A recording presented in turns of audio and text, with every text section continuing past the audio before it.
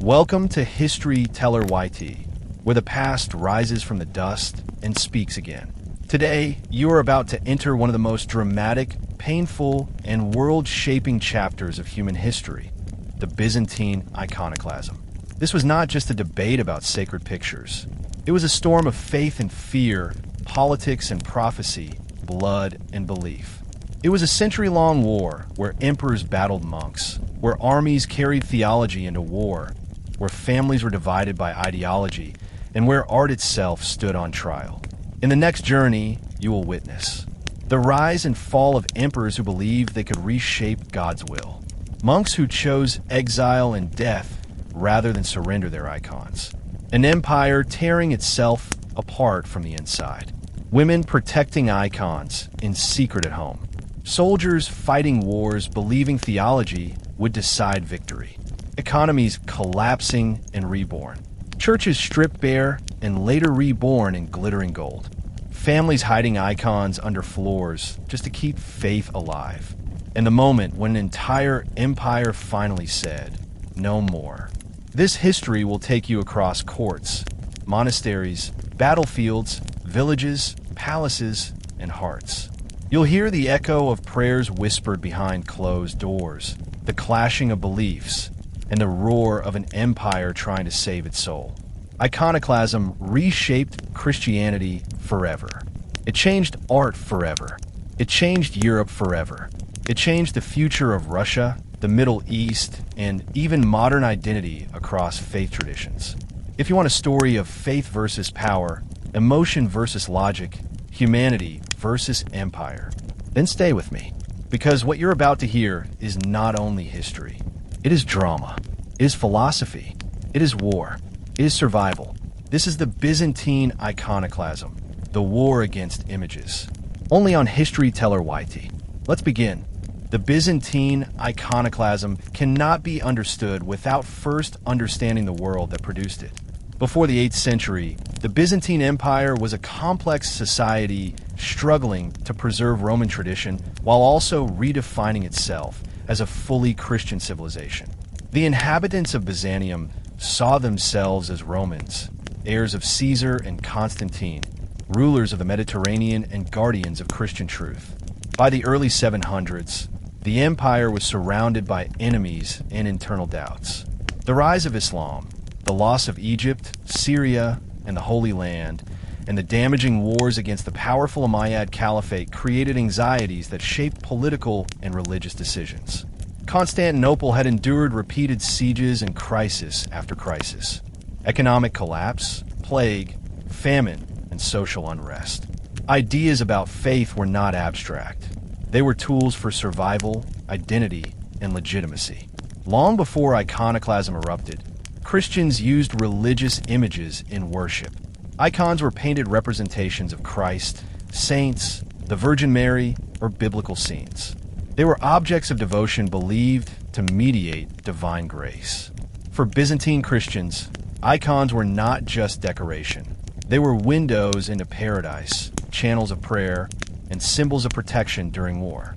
Soldiers carried icons into battle. Peasants prayed before them for rain and harvest, and emperors believed icons blessed the empire itself. Icon making was seen as holy work, almost a sacred craft governed by spiritual rules. Icon painters fasted, prayed, and followed strict guidelines when creating these images. However, devotion to icons raised questions. Could human-made objects be holy? Was bowing to a painted board a form of idolatry forbidden in the Ten Commandments? The Eastern Church had debated this quietly for centuries, and many theologians defended icons by claiming that Christ's incarnation made visible representation acceptable because God had taken physical form. Still, opposition existed, especially in regions influenced by Judaism and Islam. Many bishops from Asia Minor disliked images, arguing that only the Eucharist, not pictures, was the true visual presence of Christ. Meanwhile, emperors needed unity. After decades of warfare and social disaster, leaders feared that divisions over icons could weaken imperial stability. The conflict over icons was not merely religious. It was political cultural, spiritual, and emotional. It was about control, identity, and the right to define Christianity. Iconoclasm grew from this atmosphere, fed by insecurity and imperial ambition, and arrived not as a single event, but as a storm gathering slowly over more than a century, waiting for the right spark to ignite into historical transformation. To fully appreciate the arrival of iconoclasm, we must explore the spiritual psychology of Byzantium. Eastern Christianity believed deeply in miracles and the supernatural.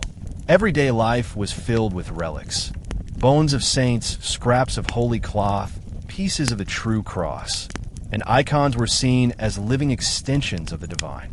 People told stories of icons bleeding, weeping, healing the sick, and protecting cities during sieges.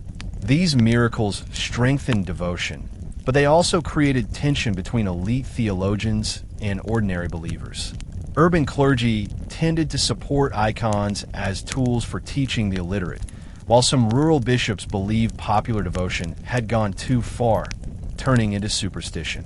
The imperial court was heavily involved in religious debate.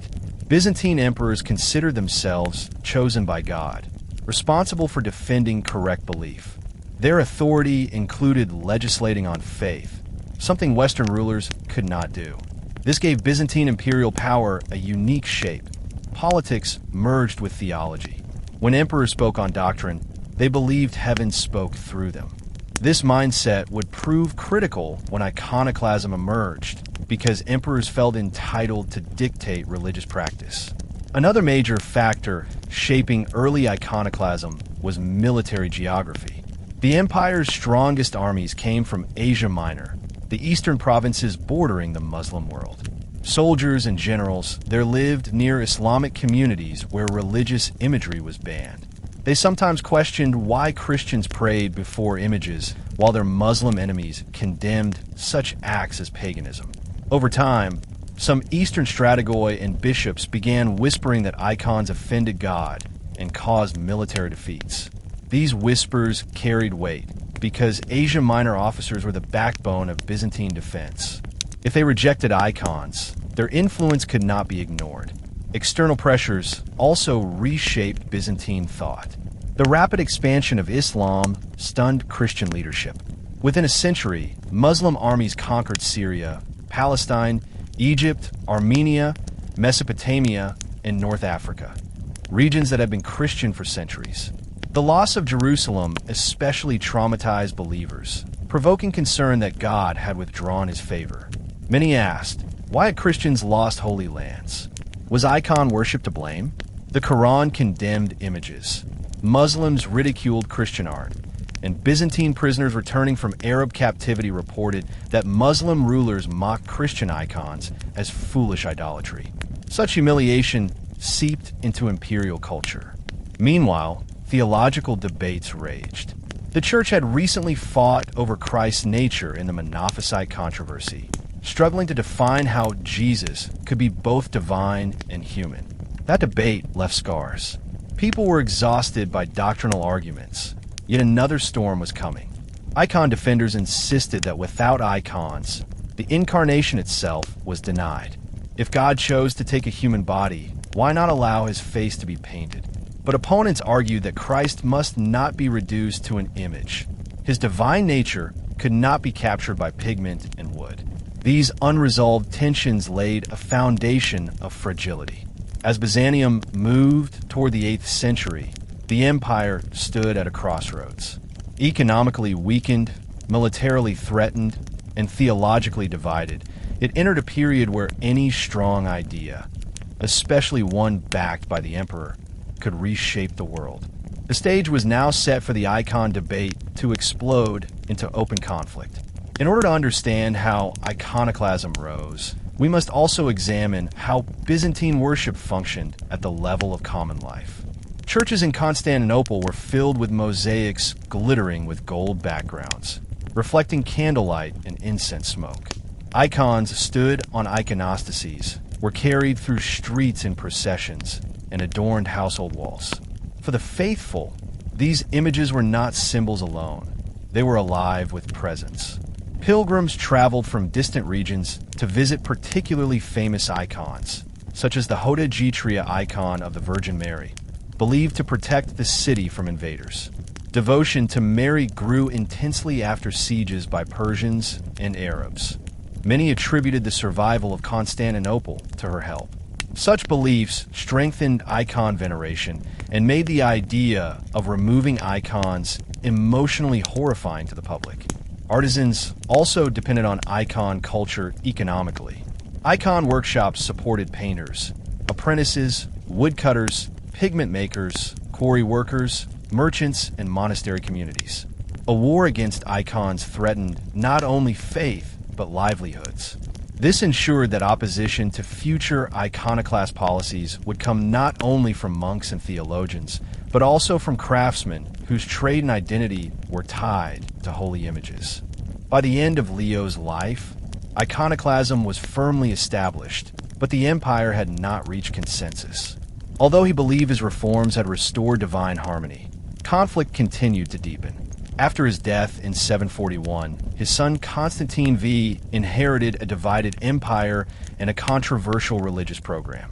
Constantine would take iconoclasm to new extremes, transforming it into a violent, systematic campaign against images, monks, and theological opposition. The accession of Emperor Constantine V in 741 marked a dramatic evolution in the iconoclast movement.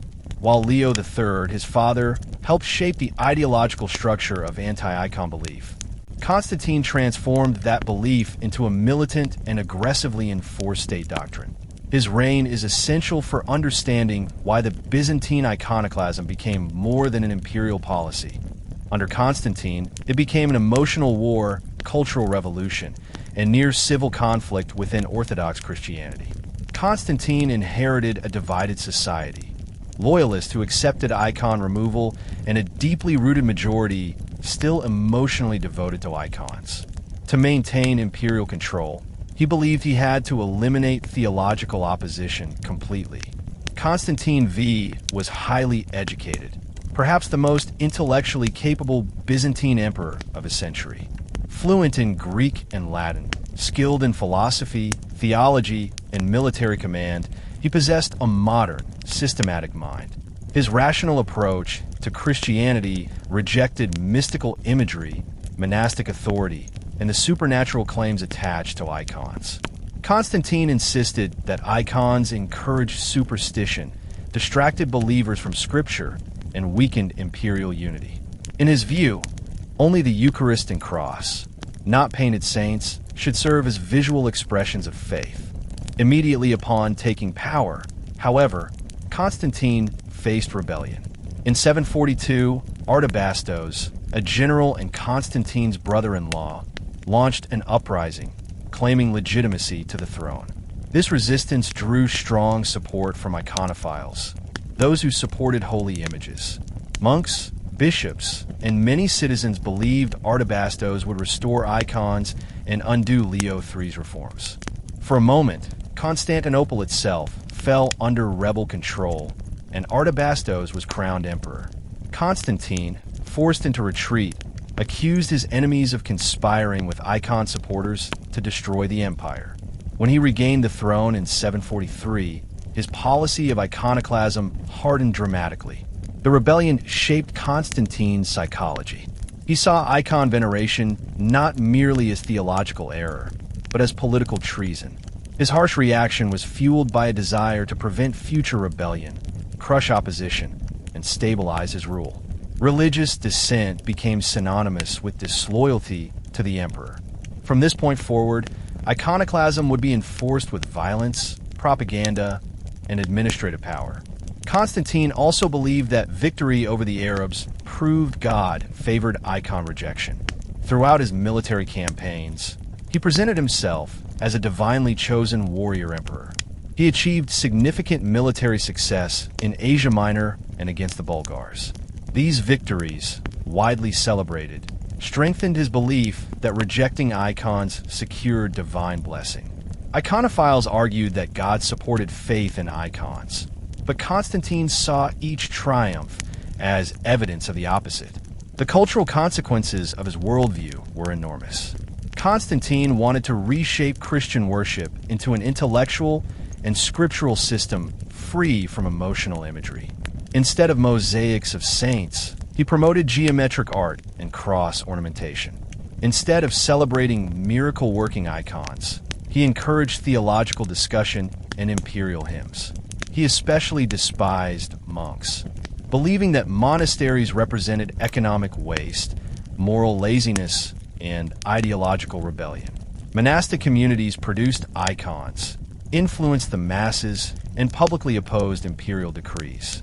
For Constantine, eliminating icons required weakening monastic power, transforming spirituality, and redefining the Byzantine religious imagination. Constantine V, therefore, stands as one of the most complex figures in Byzantine history. Brilliant yet ruthless, visionary yet destructive, determined to purify Christianity but willing to tear society apart to do so. His reign shifted iconoclasm from a policy into a systematic religious revolution that reshaped the empire. One of the most defining events of Constantine V's reign occurred in 754, where he convened the Council of Hieria, a massive imperial synod that produced the first official theological blueprint of iconoclasm. Unlike Leo III, who avoided calling a council, Constantine V believed doctrinal legitimacy required ecclesiastical confirmation. He gathered hundreds of bishops from across the empire, though notably none from Rome, Jerusalem, Antioch, or Alexandria attended. This exclusion meant the council represented primarily the Greek-speaking East under imperial influence. Nevertheless, the synod was presented as universal and authoritative. The Council of Hieria declared icons heretical. It ruled that portraying Christ in paint or mosaic divided his unified divine human nature, thereby committing blasphemy. According to the council, only the Eucharist could represent Christ. Any other image reduced the divine to matter and violated Scripture. The Synod also condemned icon veneration as pagan idolatry and declared supporters of icons deceived. These rulings not only justified icon destruction, they demanded it. The language of the council was aggressive. Icon defenders were labeled diabolical inventors of falsehood. Monks who promoted icons were accused of corrupting Christian morals. The Synod compared icon veneration to golden calf worship in the Old Testament and claimed God was punishing Byzantium for tolerating images. This rhetoric intensified religious hatred and encouraged persecution. Constantine V enforced the council's decisions with extreme measures. State officials combed churches, monasteries, and homes for icons. Many were burned publicly or smashed into fragments. Mosaic images of saints were plastered over. Relics associated with icons were confiscated, melted, or sold. New laws targeted monastic privileges. Some monasteries were shut down, others were forced to pay new taxes, and monks were expelled from public life. Constantine even forced monks to marry or leave religious life entirely, an unprecedented attack on monastic identity. Opposition continued, especially from monks and laywomen. Many people risked imprisonment to hide icons or secretly venerate them. Some were arrested, tortured, and executed. Chroniclers recorded that monks' beards were smeared with wax and set aflame as torture. Whether all such accounts are historically literal remains debated, but they reflect undeniable trauma. Iconoclastic policies reshaped Byzantine religious experience into one of fear and surveillance. Theologically, Constantine promoted a new doctrine, the worship of Christ's intellectual image rather than his physical face. He argued that true devotion occurs through the mind, guided by scripture and reason, not sensory imagery. His sermons attacked emotional worship, miracle legends, and popular devotion to saints. Constantine V's Christianity was rational, imperial, and centralized, a religion controlled by the state rather than monasteries or local tradition. These developments did not go unnoticed outside Byzantium. Rome denounced the Council of Hieria as illegitimate. The Pope insisted that Constantine had no right to define doctrine. Western kingdoms, especially the Franks, saw iconoclasm as proof of Byzantine corruption. The rift between East and West widened further. The Council of Hieria made iconoclasm official theology and institutionalized emperor-led religion, drastically transforming Byzantine identity. Far from restoring unity, it intensified division that would last generations. The later years of Constantine V's reign reveal an extraordinary tension between military success and internal religious damage. While he destroyed icons and persecuted monastic communities, Constantine achieved victories that strengthened Byzantine borders and revitalized imperial power. His armies defeated Bulgar forces, recaptured territory, and secured economic stability. These achievements convinced many officials and soldiers that iconoclasm worked. That military triumph proved divine approval. This belief made resistance more dangerous, because criticizing iconoclasm also meant denying imperial victories. Yet beneath the surface, society suffered. The suppression of monasteries removed centers of charity, education, and artistic culture. Monastic communities provided hospitals, schools, manuscript writing, food distribution, and intellectual networks. When Constantine dismantled monastic power, he disrupted social welfare. Thousands of monks fled to Italy, Syria, and the Balkans, carrying their knowledge with them. This migration weakened Byzantium intellectually and spiritually, while strengthening foreign Christian communities that welcomed them. Constantine also attempted to reshape Byzantine gender roles.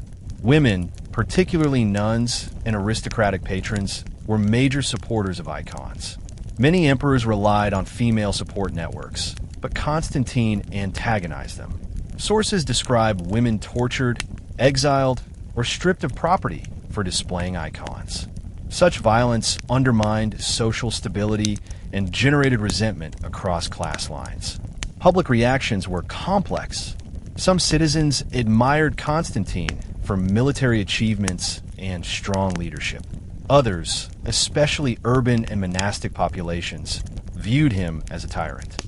Later historians, writing under iconophile emperors, portrayed Constantine as a monstrous figure. They blamed him for mass executions, cruelty, and heresy. Determining the exact truth is difficult because historical records are colored by ideological bias. However, one reality remains clear: Constantine V radicalized iconoclasm. Under him, religious images were not only illegal, they were treated as enemies of the state. Icon making became a crime. Teaching icon theology became treason. Monastic vows became threats to imperial control. Constantine envisioned a Byzantine world freed from mystical tradition, where scripture and imperial authority guided religious life. But in pursuing this vision, he fractured the heart of Eastern Christianity. When Constantine V died in 775, iconoclasm seemed victorious. Icons remained banned. The church hierarchy followed imperial teaching. Monasteries were weakened, and state ideology stood firm. Yet the moment he died, the foundations of iconoclasm began to crack. His successors lacked his charisma and intellectual force. Popular icon devotion never disappeared, and beneath the surface, a quiet resistance waited for its chance. The next era would bring unstable emperors, political intrigue, religious negotiation, and finally, a stunning reversal. Iconoclasm had reached its peak. Now the long struggle toward restoration would begin. The death of Constantine V in 775 marked a decisive turning point in the history of Byzantine iconoclasm. His ideological force, military prestige, and ruthless authority had maintained the system with cohesion. But once he was gone, the iconoclast movement entered a period of uncertainty and instability. Without a charismatic leader to enforce icon policies, internal tensions began slowly to rise. Constantine's son, Leo IV, inherited an empire shaped by 2 generations of iconoclastic doctrine. Yet Leo's personality, political agenda, and approach to religious conflict differed significantly from his father. Instead of continuing a relentless campaign against icons, he adopted a more cautious and moderate position, which allowed suppressed icon devotion to resurface. Leo IV was raised in a fiercely iconoclast environment, yet sources suggest that his personal convictions were less rigid. He respected his father, but he did not share Constantine's obsession with monastic destruction or strict enforcement. He also faced different circumstances. By 775, the empire was no longer fighting for basic survival. Military strength had improved, campaigns against the Bulgars had succeeded, and economic conditions stabilized. With internal peace came greater religious diversity and greater space for disagreement. Because fear had defined the previous era, people now cautiously revisited the question of icons, wondering if the state would allow theological dialogue rather than violent repression. Leo IV did not officially restore icon veneration, but he relaxed persecution. Exiled monks returned. Hidden icons began quietly reappearing in private homes. Bishops who had been loyal to Constantine V watched these changes nervously, while iconophile believers interpreted them as divine mercy. Most importantly, Leo married a woman who would change Byzantine history. Irene of Athens, a devoted iconophile secretly committed to restoring images. Her presence at court subtly encouraged a cultural shift. Sources describe Irene attending church services where icons were privately honored. Though she could not openly oppose imperial policy while Leo lived, her influence nurtured future transformation. Despite moderation, Leo IV still upheld iconoclasm publicly. He maintained the theological rulings of the Council of Hieria and appointed loyalist bishops to preserve imperial unity. But as political tensions eased, the ideological fire that once fueled iconoclasm dimmed. Many soldiers and administrators had supported icon destruction only because Constantine V demanded it. Now, lacking his authority, they felt less bound to extreme positions. Leo found himself ruling an empire where iconoclasm survived more by inertia than passion. However, this period was not free from turmoil. In 780, Leo IV fell gravely ill. Chroniclers describe him suffering from painful fevers and respiratory problems, possibly tuberculosis. His illness intensified suspicion and paranoia. Rumors circulated that Irene was hiding icons in the palace. According to later sources, Leo discovered an icon among her possessions and reacted with fury, threatening to exile her. But historical interpretation remains divided. Some suggest these stories were fabricated by later iconophile writers to portray Irene as heroic and Leo as unstable. Regardless of the details, their relationship reveals the growing ideological divide within the imperial household itself. Leo IV died suddenly in September 780 at only 31 years old, leaving his 9-year-old son, Constantine VI, as heir. This event opened the door to profound change, because the empire entered a regency under Irene, a woman passionately committed to restoring icons.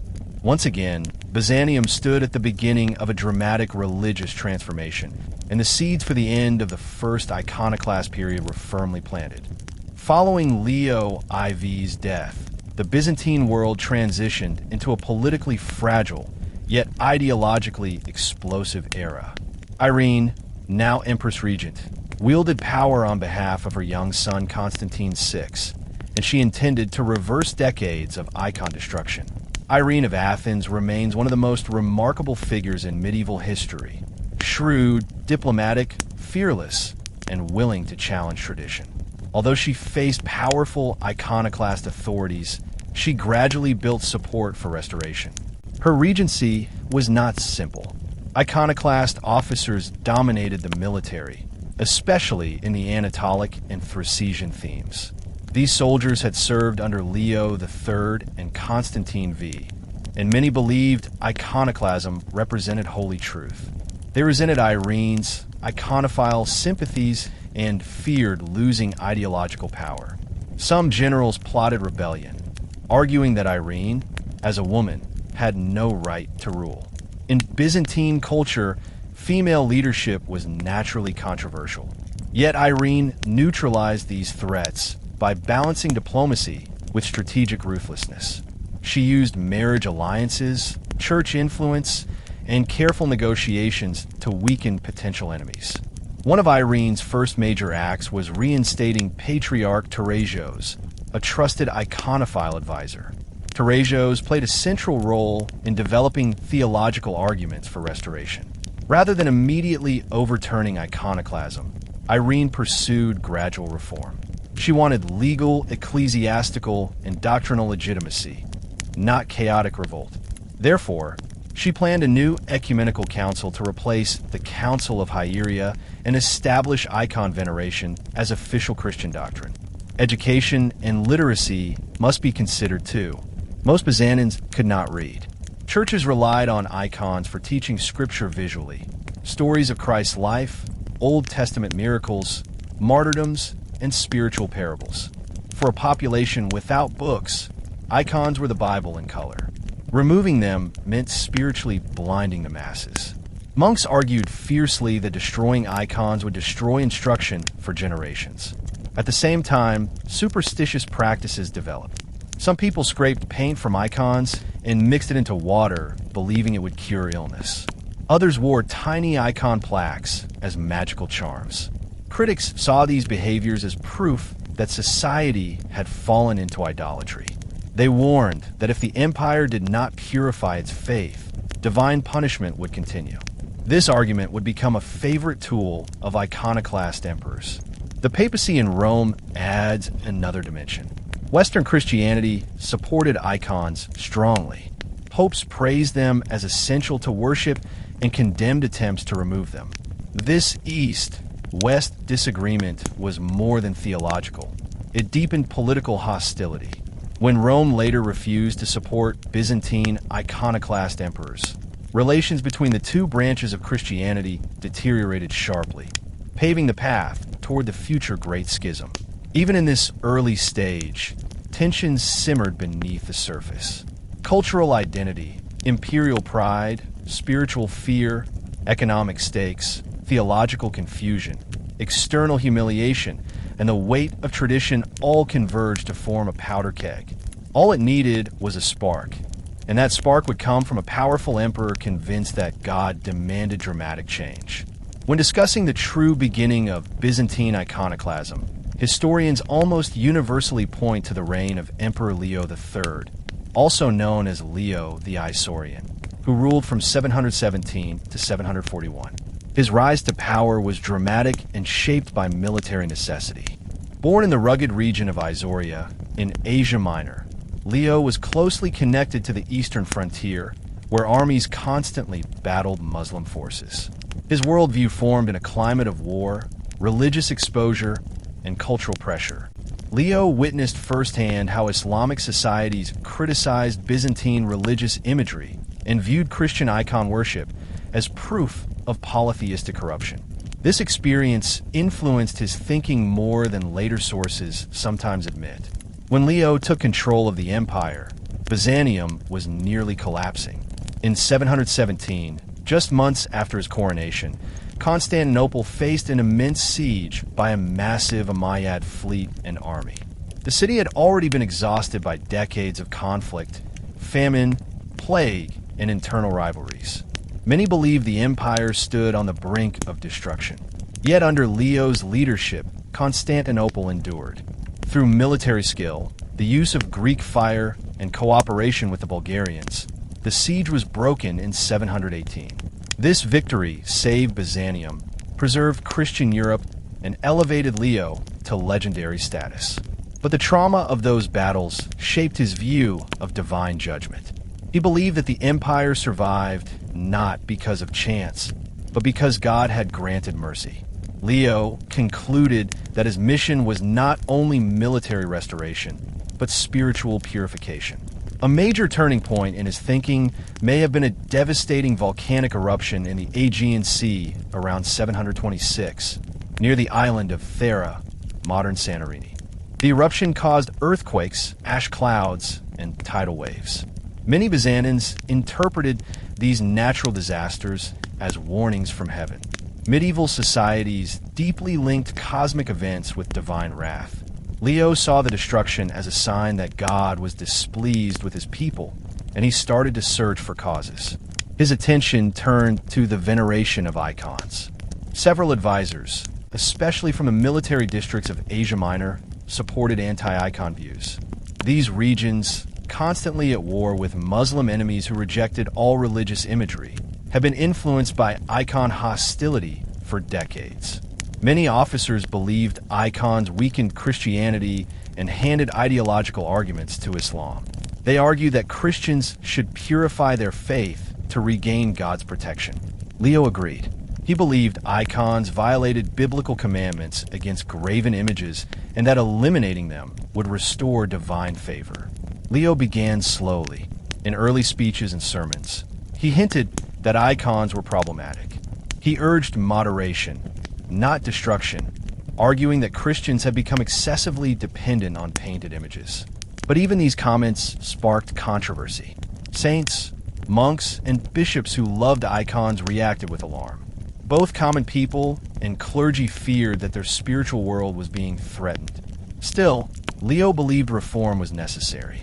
He began planning an imperial campaign that would reshape Christianity for more than a century. In the year 726, Leo made his first official move.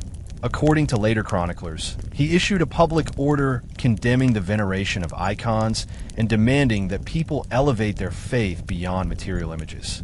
At first, the imperial government did not destroy icons outright. Instead, Leo emphasized education and persuasion. He hoped to convince the church that images were distractions and obstacles. However, this cautious approach rapidly failed because the faithful did not want to compromise. Icon devotion was deeply rooted in their emotional, spiritual, and cultural existence. Resistance emerged almost instantly. One of the earliest and most famous moments of conflict occurred in Constantinople near the imperial palace, where mosaic depicting Christ stood over the entrance gate known as the Chalke Gate. Leo ordered the mosaic removed. Accounts tell us that when imperial soldiers attempted to take it down, a crowd intervened, shouting that the emperor was committing blasphemy. In the chaos, soldiers killed several protesters. The incident revealed that icon veneration was not a marginal ritual. It was central to Byzantine identity. Destroying images meant attacking people's relationship with the sacred. Leo responded with force. He arrested opponents, punished rioters, and replaced bishops who supported icons with new candidates loyal to imperial policy. The Patriarch of Constantinople at the time, Germanos I, was a strong defender of icons and did not accept Leo's reforms. Germanos argued passionately that icons were not idols, but honored representations that affirmed Christ's humanity. He believed that removing icons denied the incarnation and therefore damaged Christian theology. Leo demanded his submission. When Germanos refused, the Patriarch resigned or was removed by the emperor. In his place, Leo appointed Anastasius, a patriarch who supported icon removal. This signaled a massive shift. The emperor had aligned church leadership with imperial ideology. International consequences quickly followed. The Pope in Rome, Gregory II, condemned Leo's actions. For the papacy, Leo's reforms represented heresy, imperial overreach, and a threat to tradition. Rome rejected the idea that an emperor could dictate theology and feared that Leo's policies would spread into Western territories. Tensions rose sharply, and Leo responded by reducing papal influence in southern Italy and Sicily. These political clashes widened the gulf between Eastern and Western Christianity. Although the Great Schism would not occur until 1054, Leo's icon policy set foundational stones for future division. Meanwhile, inside the empire, resistance simmered. Monks became major defenders of icons. Their spiritual authority gave them influence over common believers, and many monastic communities openly protested imperial decrees. Leo viewed the monasteries as breeding grounds for disobedience and later issued policies restricting their power and finances. His administration confiscated properties, arrested outspoken monks, and attempted to silence monastic opposition. Yet even under pressure, devotion to icons persisted at grassroots levels. Leo's reign proved that iconoclasm was not an isolated theological debate. It was a struggle over culture, identity, imperial authority, and spiritual belief. Many Byzantines feared that abandoning icons meant abandoning divine protection. But Leo believed the opposite, that removing icons would save the empire. His conviction would reshape Byzantine history and lead to a century of violent controversy. To understand why Leo III's movement expanded rather than died quietly, we must explore how empire-wide fear and ideological unity supported iconoclasm. Byzantium in the 8th century faced unending military confrontation with the caliphate. Arab armies raided across Asia Minor almost every year, capturing villages, enslaving populations, and burning farmland. Imperial commanders frequently reported defeats and crises. To them, Leo's interpretation, that icons provoke divine judgment, offered a simple, powerful explanation. Many soldiers believed that removing icons was a patriotic sacrifice that could restore God's favor and ensure military victory. Propaganda helped. Imperial sermons and letters circulated claiming that Holy Scripture forbade images. State-supported theologians argued that Old Testament passages about idolatry applied directly to icons. These writings tried to convince the public that they had fallen into superstition. Icon supporters, however, countered with equally passionate theological arguments. They claimed that because Jesus became flesh, his image could be portrayed. They quoted early Christian fathers who praised icons as legitimate teaching tools. The battle became intellectual as well as physical. Economics played a crucial role. Monasteries held large estates and possessed enormous wealth. Leo and later iconoclast emperors knew that weakening monastic influence could strengthen imperial authority. By targeting icons, rulers also targeted monastic culture, which depended on the production, sale, and veneration of religious images. Removing icons allowed the government to confiscate gold and silver frames, seize land, and take control of pilgrimage sites. Critics later argued that iconoclasm was partly motivated by greed disguised as theology. But Leo did not rely only on laws. He attempted to shift religious culture through architecture and worship style. Some churches began replacing wall mosaics depicting saints with geometric patterns or crosses. Government-supported clergy preached sermons rejecting images and promoting simpler forms of devotion focused on scripture, prayer, and liturgy rather than visual symbolism. Many believers felt their world becoming colder and less mystical. Despite imperial determination, opposition grew. Secret icon worship continued in homes and monasteries. People hid icons behind walls, buried them in gardens, or smuggled them to Italy for protection.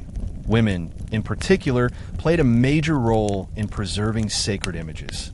Their private household rituals helped icons survive the period of persecution.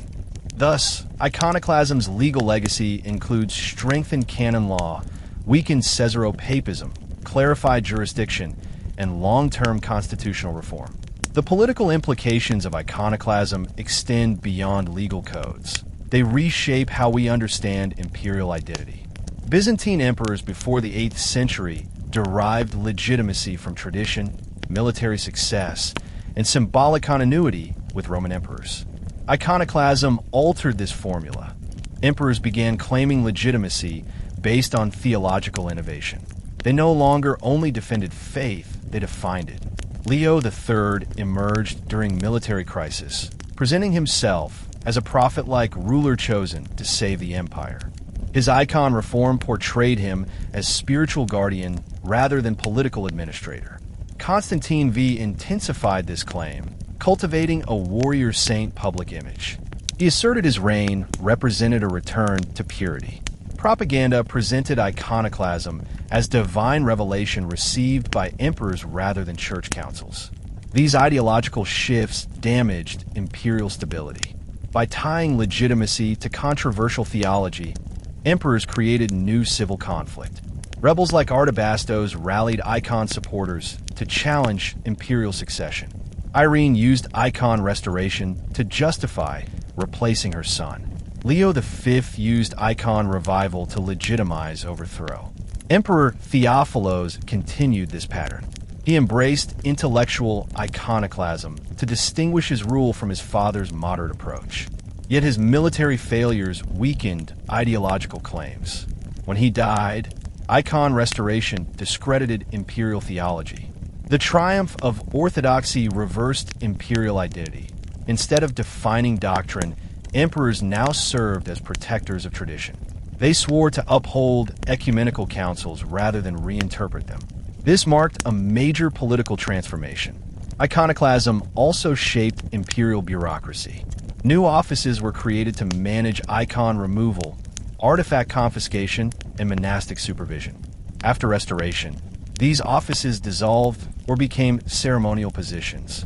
Bureaucratic restructuring shaped administrative evolution. Militarily, iconoclasm changed army ideology. Soldiers believed icon rejection brought victory, so emperors used military loyalty to enforce policy. But when defeats occurred, theological confidence collapsed. This experience revealed danger in linking military success to doctrine. The end of iconoclasm forced emperors to refocus on diplomacy and economic reform rather than theological experimentation. Later rulers like Basil I and Leo VI avoided doctrinal innovation, strengthening empire longevity. Perhaps the greatest political legacy of iconoclasm lies in the concept of orthodox identity. After 843, loyalty to icons became synonymous with loyalty to empire. Emperors, patriarchs, and citizens found unity in shared spiritual symbolism. Orthodoxy became nationalism. Without iconoclasm, Byzantium might have developed into a more diverse, but less cohesive religious culture. Thus, iconoclasm altered imperial authority, reshaped legal structure, and defined political identity. Its impact reached far beyond theology, influencing how Byzantium governed itself. To appreciate the cultural repercussions of Byzantine iconoclasm, we must explore how the movement reshaped the visual landscape of the empire. Art, architecture, and symbolic representation in Byzantium were not merely aesthetic expressions. They were theological statements reflecting a civilization's deepest convictions about divinity, humanity, salvation, and historical purpose.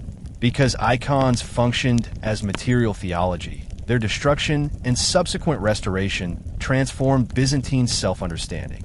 Iconoclasm marked the most dramatic rupture in the visual history of medieval Christianity, altering not only artistic content, but also artistic philosophy, patronage patterns, and the symbolic language of faith. Before iconoclasm, Byzantine churches glittered with mosaics of Christ Pantocrator, the Virgin Mary, archangels, prophets, martyrs, and saints. Interiors shimmered in gold light, embodying the heavenly kingdom on earth. Art was not decorative, it was liturgical theology. When emperors introduced iconoclasm, this luminous world was literally erased. During the first iconoclast period, thousands of images were removed from church walls. Some were plastered over, others were chipped away with chisels. Gold tesserae were melted down to pay soldiers. Painting workshops closed, pigment merchants lost income, and church walls stood bare. Even more significantly, imperial architects altered church layouts, replacing figural mosaics with crosses, geometric ornamentation, floral motifs, and calligraphic inscriptions. These designs reflected an ideological claim: God could be honored without human form. In architecture, spaces once designed to guide worshippers visually towards sacred icons now emphasized abstraction. The visual rhythm of prayer shifted. Without human faces representing divine mysteries, worshippers redirected attention to scripture, chant, and architectural symmetry. This loss created a psychological vacuum. For ordinary believers, icons served as visual companions through joy and grief. The removal of icons from parish churches meant funerals occurred beside blank walls, baptisms before empty apses, and feast days without sacred scenes. The absence was emotionally devastating.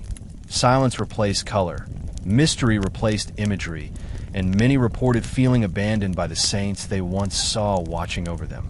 Yet, iconoclasm did not entirely destroy Byzantine visual creativity. Sculptural and textile arts expanded, filling visual gaps with crosses woven into vestments, engraved on chalices, and carved onto church furnishings. Metalworkers produced elaborate reliquaries decorated with script rather than portraits. Iconoclast mosaics depict repeating patterns symbolizing divine infinity. Artistic talent did not die, it was redirected. However, these innovations lacked what icons uniquely provided: the human face of salvation. When iconoclasm collapsed, Byzantine art returned with greater expressive power. The trauma of destruction sharpened artistic focus. Painters developed more emotionally resonant iconography, emphasizing compassion, suffering, and transfiguration. For example, post-iconoclast images of the crucifixion began portraying Christ with greater human vulnerability rather than imperial glory. The Virgin Mary's gaze became more sorrowful, saints more approachable. Byzantine artists absorbed the emotional scars of iconoclasm into artistic revival. Thus, iconoclasm acted as both an interruption and catalyst. It broke old patterns but forged new ones, ensuring that Byzantine imagery did not stagnate in a static repetition. Instead, it matured into deeper, richer theological art that continues to shape Eastern Christianity worldwide. While iconoclasm disrupted figural art, it also inspired profound architectural transformations. Churches constructed during iconoclast periods reveal subtle but clear shifts away from human representation. Instead of domes filled with Christ panicrator mosaics, architects emphasized structural harmony, geometric pattern, and architectural symbolism. For example, the cross and square church style evolved significantly during and after iconoclasm. These buildings emphasized spatial mystery. Worshippers entered dimly lit naves shaped by intersecting domes and arches, evoking cosmic symbolism without visual portraiture. Inscriptions praising the divine replaced mosaic saints. This shift did not produce architectural decline. It produced architectural reinterpretation. In 786, Irene summoned a synod, but the attempt collapsed dramatically. Iconoclast troops stormed the meeting hall and violently dispersed bishops. This embarrassing failure showed how deeply entrenched iconoclasm remained within the army. Irene responded with remarkable cunning. She ordered the rebellious troops transferred to the eastern frontier under pretense of border defense. Then, she replaced them with soldiers loyal to her cause. With military resistance neutralized, Irene reconvened the council in 787 at Nicaea, the same city where the first great ecumenical council had defined Christian orthodoxy in 325. This symbolism mattered profoundly. The Second Council of Nicaea declared icons legitimate and essential to Christian worship. It affirmed that honoring icons does not worship matter itself, but respects the holy prototypes they represent. The council emphasized the incarnation. God assumed flesh, therefore Christ's human form can be depicted. It also argued that rejecting icons denies Christ's humanity and disrupts salvation theology. The council condemned the Council of Hieria, restored icon veneration, and required churches to display images again. After 50 years of controversy, icon supporters celebrated triumph. Monasteries revived, artists returned to cities, and sacred images reappeared across the empire. Irene achieved what Leo III had tried to prevent. Icons officially embedded into Orthodox identity. But this restoration did not guarantee peace. Many soldiers and clergymen refused to accept the council's rulings. Armed uprisings occurred, especially in Asia Minor, where iconoclast sentiment ran strong. Irene brutally suppressed the revolts, demonstrating that she could be as forceful as any emperor. Over time, her policies alienated Constantine VI, who, once an adult, attempted to assert independence. Iconoclastic architects explored new proportions, acoustic designs, and engineering solutions. Churches built during Leo V and Theophilos's reigns often contained advanced dome reinforcement techniques developed to withstand earthquake damage. Some scholars argue that removing heavy mosaics from domes reduced structural stress, indirectly preserving buildings for future generations. The revival after 843 initiated a monumental wave of restoration. Artists re-entered churches left blank for generations, layering plaster over damaged surfaces and creating new mosaics. These mosaics often symbolize theological victory. The most iconic example is the mid-9th century mosaic in Hagia Sophia depicting the Virgin Mary seated on a throne holding Christ. The image appears precisely where the iconoclast government had once enforced emptiness. Its placement was no coincidence. It symbolized orthodoxy's triumph over imperial suppression. Such mosaics were not simply restorations. They were political manifestos. They declared that human depiction was not a compromise with paganism, but a proclamation of Christ's incarnation. Meanwhile, iconoclasm changed iconographic themes. Before the 8th century, icons predominantly emphasized transcendence. Solemn, imperial Christ images, majestic gold backgrounds, and minimal naturalism. After iconoclasm, we see increased emotional depth. Christ's humanity appears more visible, softer facial features, expressive eyes, and more natural body proportions. Artists experimented with movement, shadow, and psychological realism. Not Western naturalism, but heightened symbolic communication. Post-iconoclast icons of Mary emphasize maternal tenderness, revealing spiritual intimacy lost during icon suppression. Saints once portrayed as distant warrior figures now appear as suffering intercessors. Byzantine art rediscovered empathy. The iconoclast era also redefined sacred space. Ultimately, Constantine rebelled against his mother's authority, but Irene crushed his uprising and, in 797, blinded him, an act that shocked contemporaries and damaged her reputation permanently. Despite this brutality, Irene's religious achievement reshaped Eastern Christianity. Icons were restored and doctrinally defended. Yet beneath this apparent victory, iconoclasm remained alive, waiting for the next generation to revive it. The end of the first iconoclast period was not a conclusion.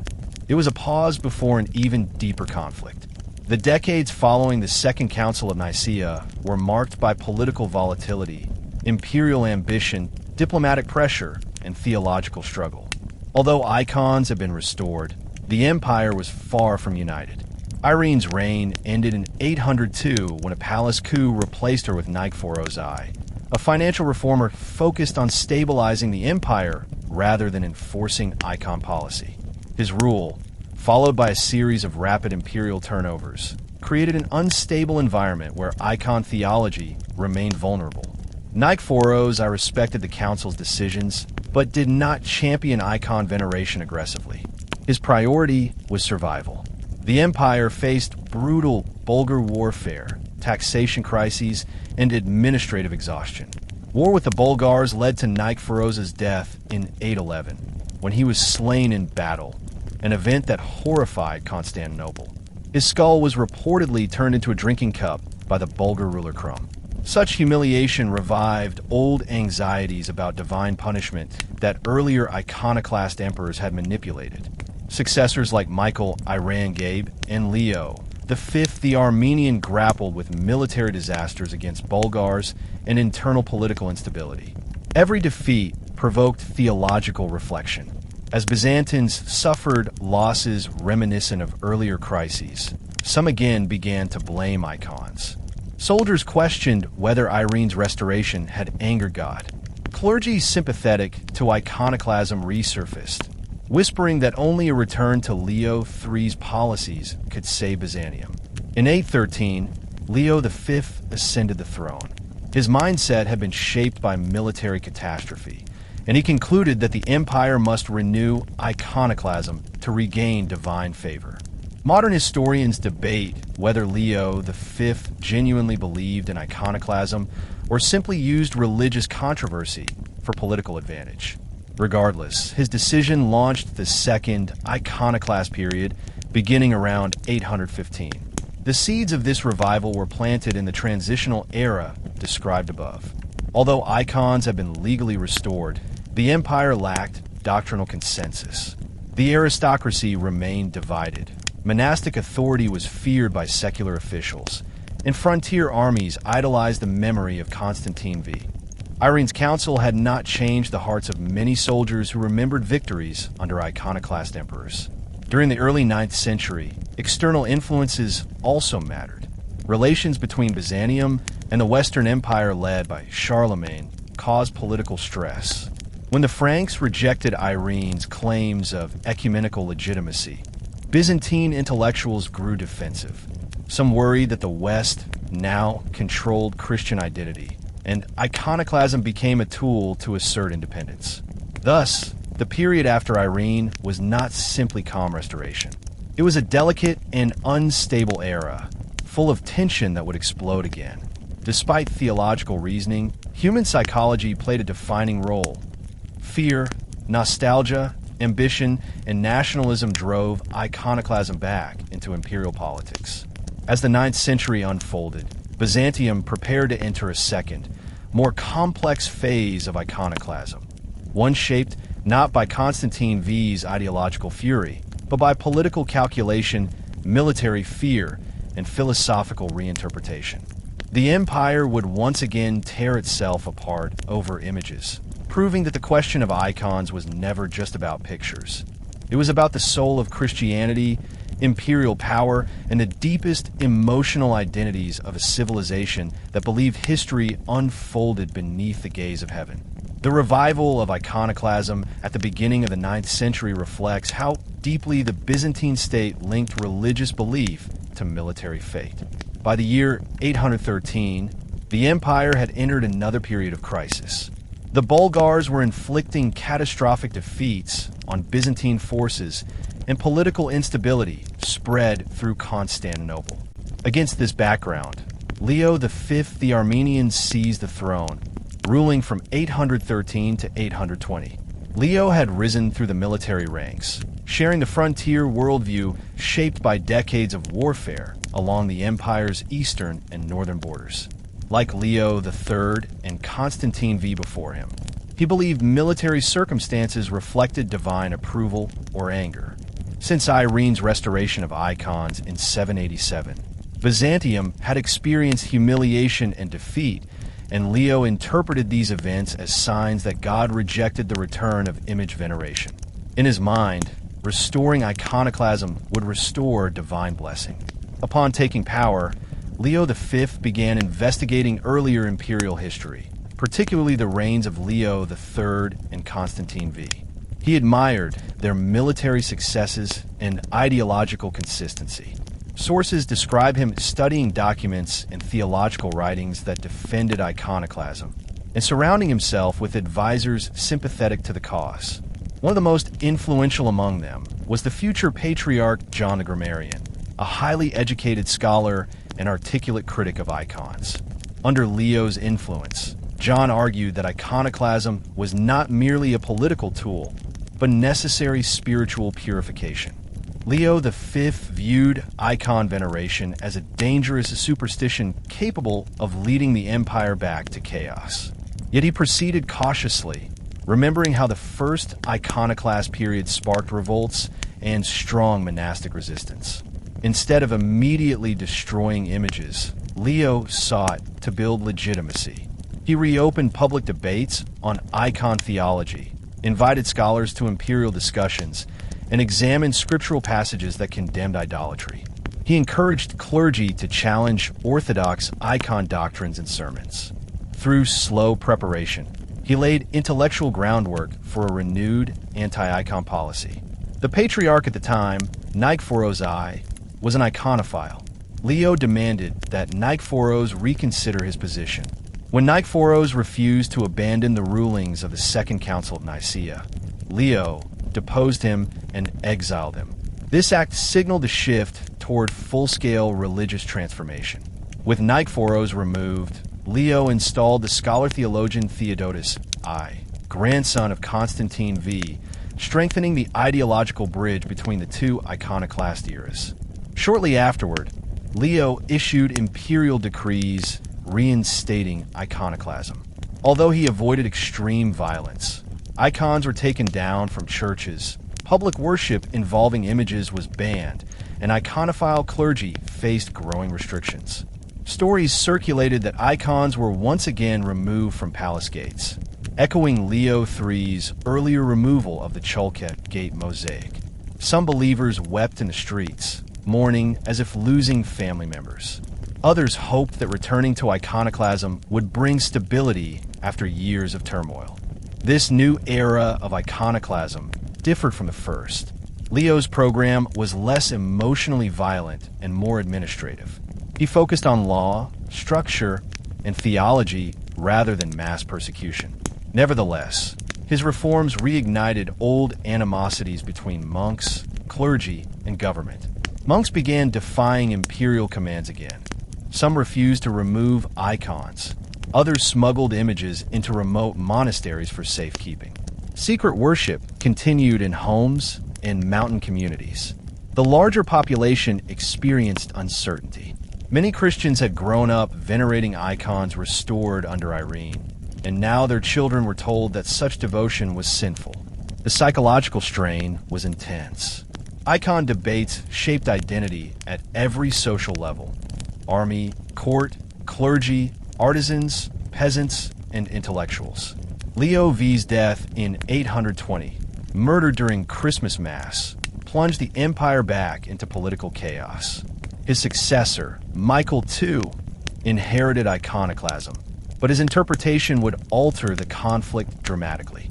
The rule of Michael II, known as Michael the Amorian, from 820 to 829, presents one of the most intriguing ideological transitions in Byzantine religious history.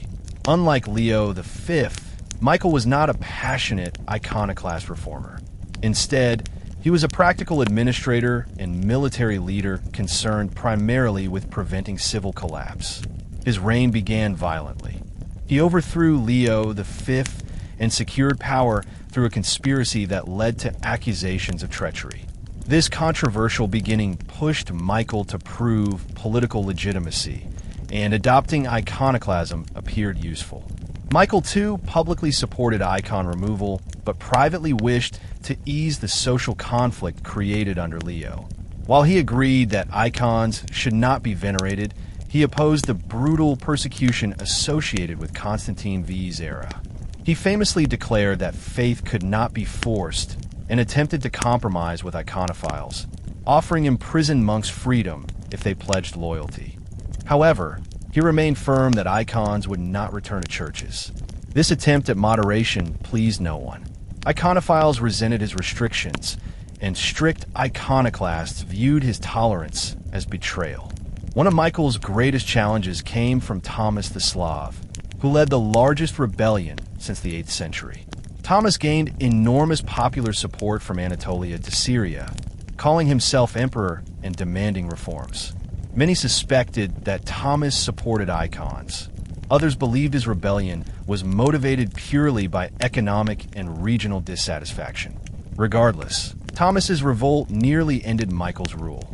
After a long civil war, Michael defeated Thomas with Bulgar assistance, but the psychological cost was immense.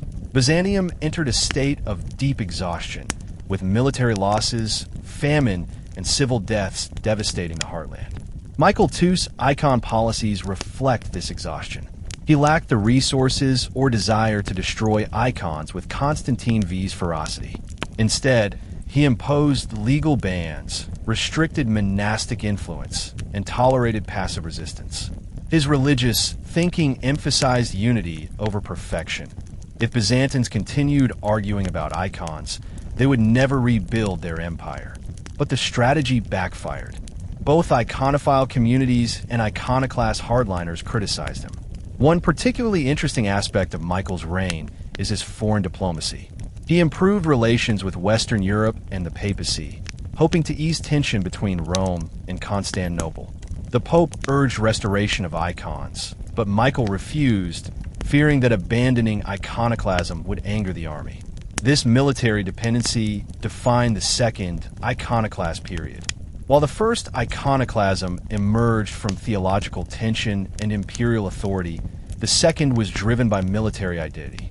Frontier armies associated icon veneration with weakness, an attitude shaped by memories of victories under Constantine V. Michael II laid the foundation for his son, Theophilos, whose reign would intensify iconoclasm into a cultural and artistic transformation. But Michael himself left a contradictory legacy, a leader who preserved iconoclasm without cruelty, who despised ideological extremism, yet enforced theological restrictions, who attempted peace but inherited war. His era reflects a society unsure of its own beliefs, torn between tradition, fear, nostalgia, and imperial necessity. The transition from Michael II to his son Theophilos, who ruled from 829 to 842, represents the final phase of the second iconoclast era. However, to fully understand Theophilos' policies, we must examine the social environment inherited from Michael.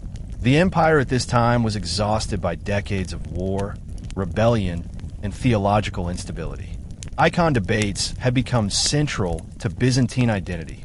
Families were divided, monasteries were struggling, and clergy were forced to choose between loyalty to imperial law or ancient tradition. Theophilos entered this environment as a highly educated ruler and, like Constantine V, deeply interested in theology, philosophy, and state reform. Raised under iconoclast ideology, Theophilos believed passionately that the anti-icon position represented truth. Unlike Michael II, Theophilos did not seek compromise. He was a confident young ruler and saw himself as a divinely appointed defender of genuine Christian belief. His reign marks a return to intellectual iconoclasm, less brutal but more scholarly.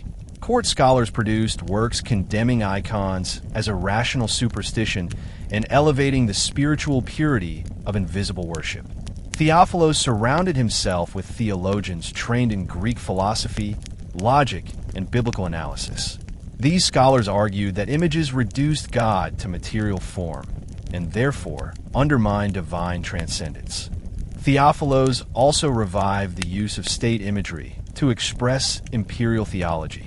He minted coins and commissioned mosaics emphasizing the cross, scriptural text, and imperial presence rather than saints and the Virgin Mary.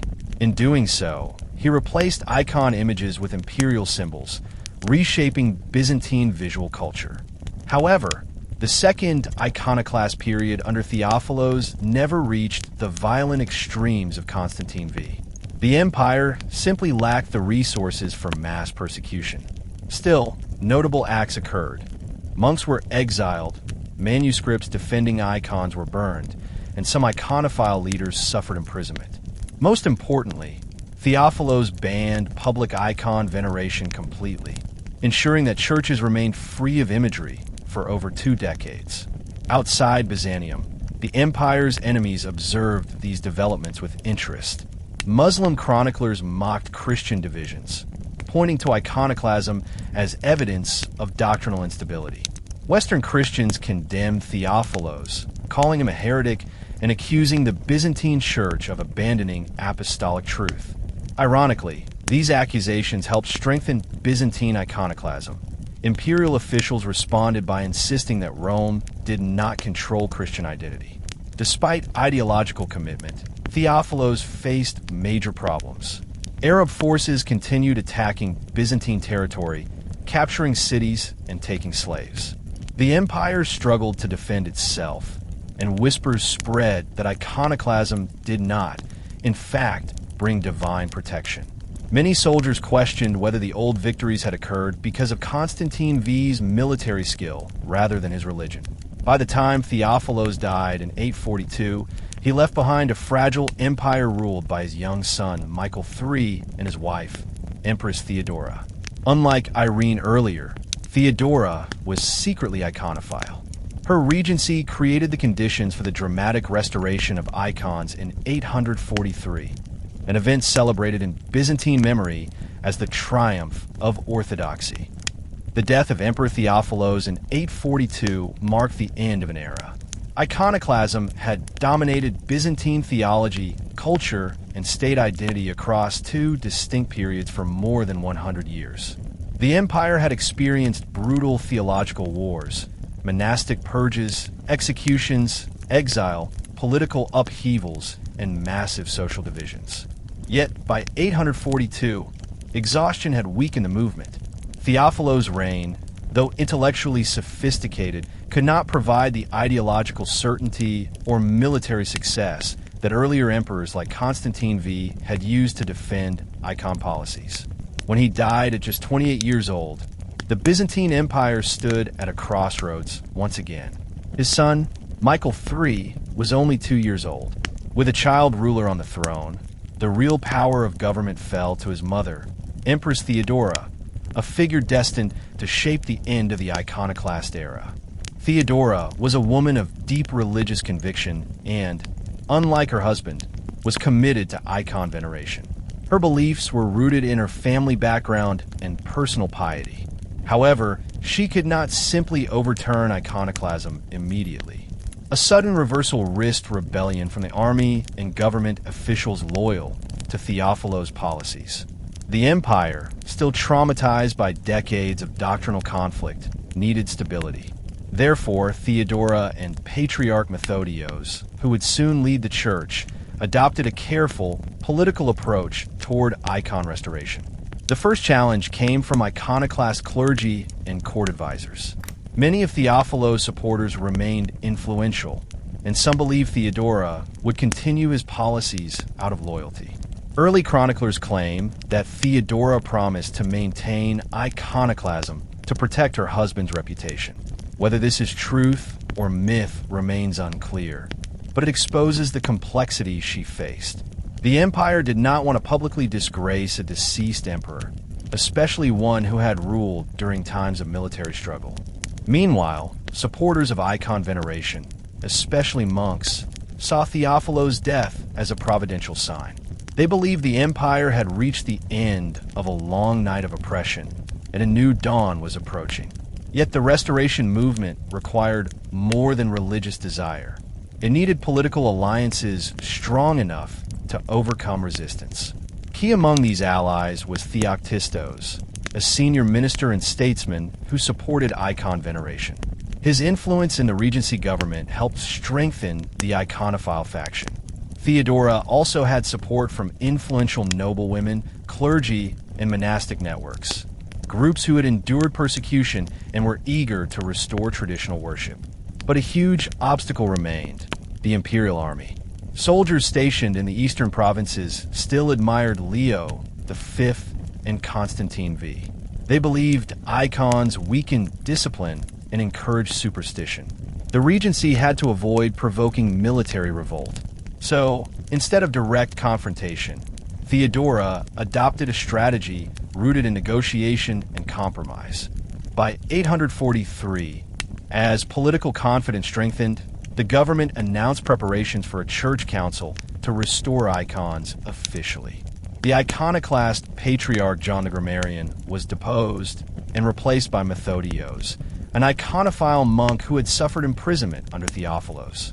His appointment symbolized victory for defenders of icons and signaled that imperial authority was shifting decisively toward restoration. The council declared the rulings of the Council of Hieria invalid. It affirmed the theology of the Second Council of Nicaea, arguing once again that icons were legitimate expressions of Christian belief. The Patriarch emphasized that Christ's incarnation made visible representation possible. He insisted that icons were not idols, but venerated because they reflected holy prototypes. Iconostases, wall-like screens separating altar from nave, rose in prominence partly because they provided controlled icon display. Before iconoclasm, icons adorned walls freely. After, they became curated. Icon screens reflected not just architectural beauty, but theological order, distinguishing layers of holiness. Thus, architecture and visual design reveal iconoclasm not merely as destruction, but transformation.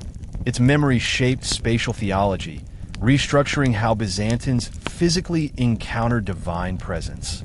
Perhaps the most transformative artistic legacy of iconoclasm was the conscious development of visual canon law. After decades of theological conflict, iconographers believed imagery must follow strict guidelines to avoid future controversy. As a result, Byzantine art adopted regulated proportions, color systems, composition rules, and symbolic meaning that protected theological integrity. Painters deliberately rejected artistic realism. They feared realistic portraiture might once again encourage accusations of idolatry. Instead, icons emphasized holy otherness. Elongated figures, flattened depth, and reverse perspective signaled spiritual truth rather than physical illusion. This style emerged partly from spiritual conviction and partly from caution. Iconoclasm haunted artistic memory, reminding painters to avoid excessive naturalism. Iconoclasm also influenced how artists portrayed Christ. Earlier Byzantine art occasionally experimented with symbolic abstraction. Post-iconoclasm, icons emphasized Christ's dual nature clearly. His face expressed both divinity and humanity. Gold backgrounds reminded viewers of eternal glory, while dark outlines symbolized suffering. These visual cues taught theology silently. This decision culminated on March 11th, 843, in a magnificent public celebration known as the Triumph of Orthodoxy. Theodora, the young emperor, clergy, monks, and crowds marched with icons through Constantinople to the Hagia Sophia. Iconoclasm was officially over. The triumph of orthodoxy was not only a religious gesture, it reshaped the entire cultural identity of the Byzantine Empire.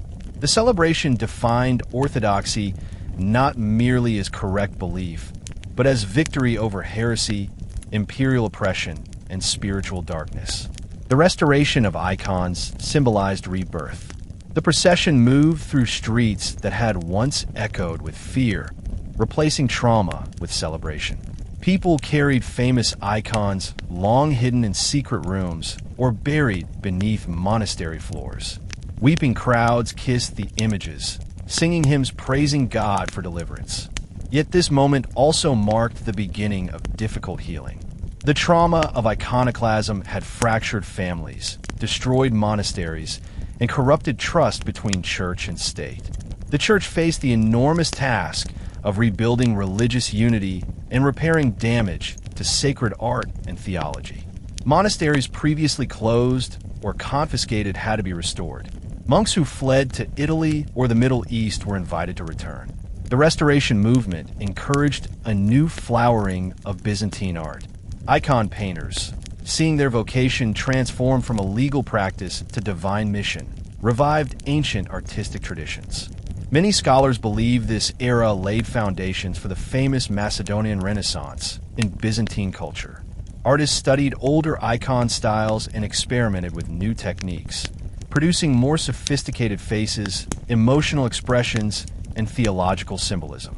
They believed the struggle had purified icon theology, elevating icons beyond decoration and deepening their role as windows to the divine mystery. Theodora also addressed legal consequences. Some iconoclast clergy were exiled or stripped of authority. Others repented and were forgiven, a stance showing remarkable restraint compared to the brutality of past icon persecutions. Theodora understood that excessive punishment could reawaken conflict.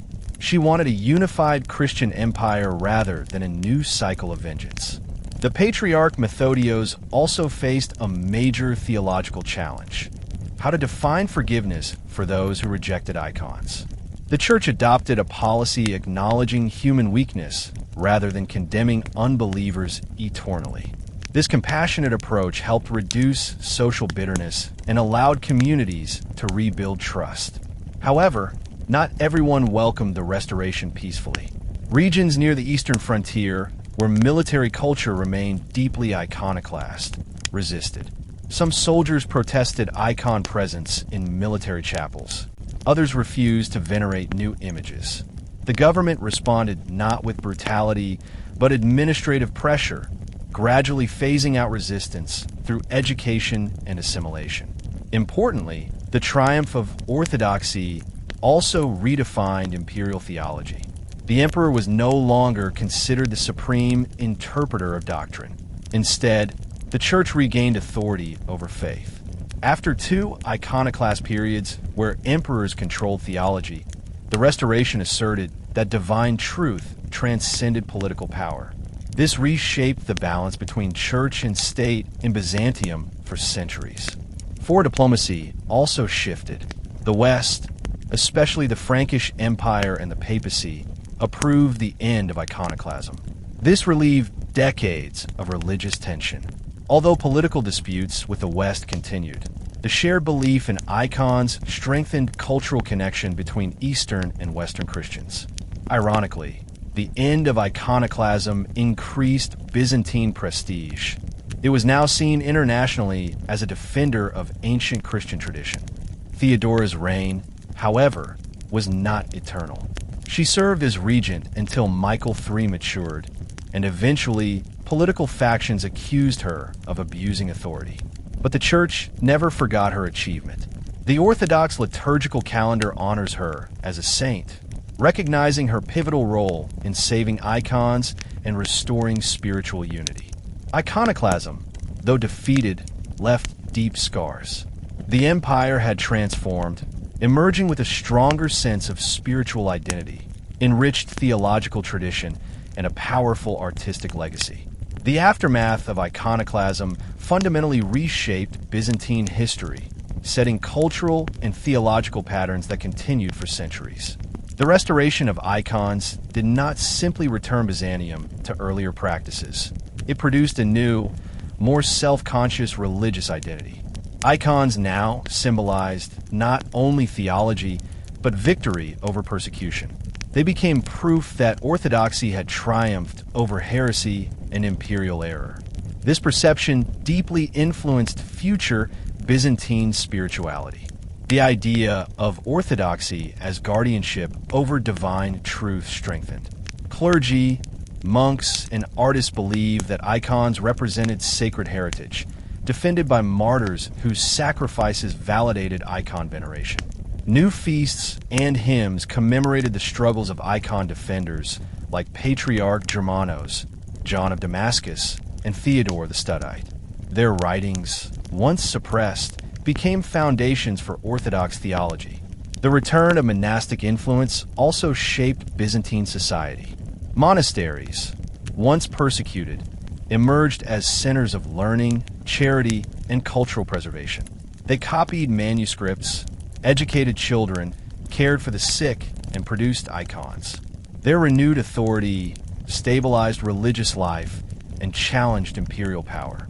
Ironically, the very institutions Constantine V tried to destroy became pillars of stability for the restored empire. Yet, restoration also created ideological myth. Later Byzantine historians depicted iconoclast emperors as villains, heretics blinded by arrogance, or puppets of demonic influence. While such accounts contain truth about suffering and oppression, they also oversimplify motivations. Iconoclasm was not merely a mistake. It emerged from real social pressures, military fear, theological uncertainty, and imperial need for unity. Its legacy cannot be dismissed as madness or evil alone. It reveals how human societies struggle to balance faith with survival. Another significant effect of the triumph of orthodoxy was the consolidation of Byzantine art and architecture. Churches rebuilt decorative programs, focusing on monumental mosaics of Christ Pantocrator, the Virgin Mary, and saints. Icon painters developed standard facial expressions and body proportions that remain recognizable today.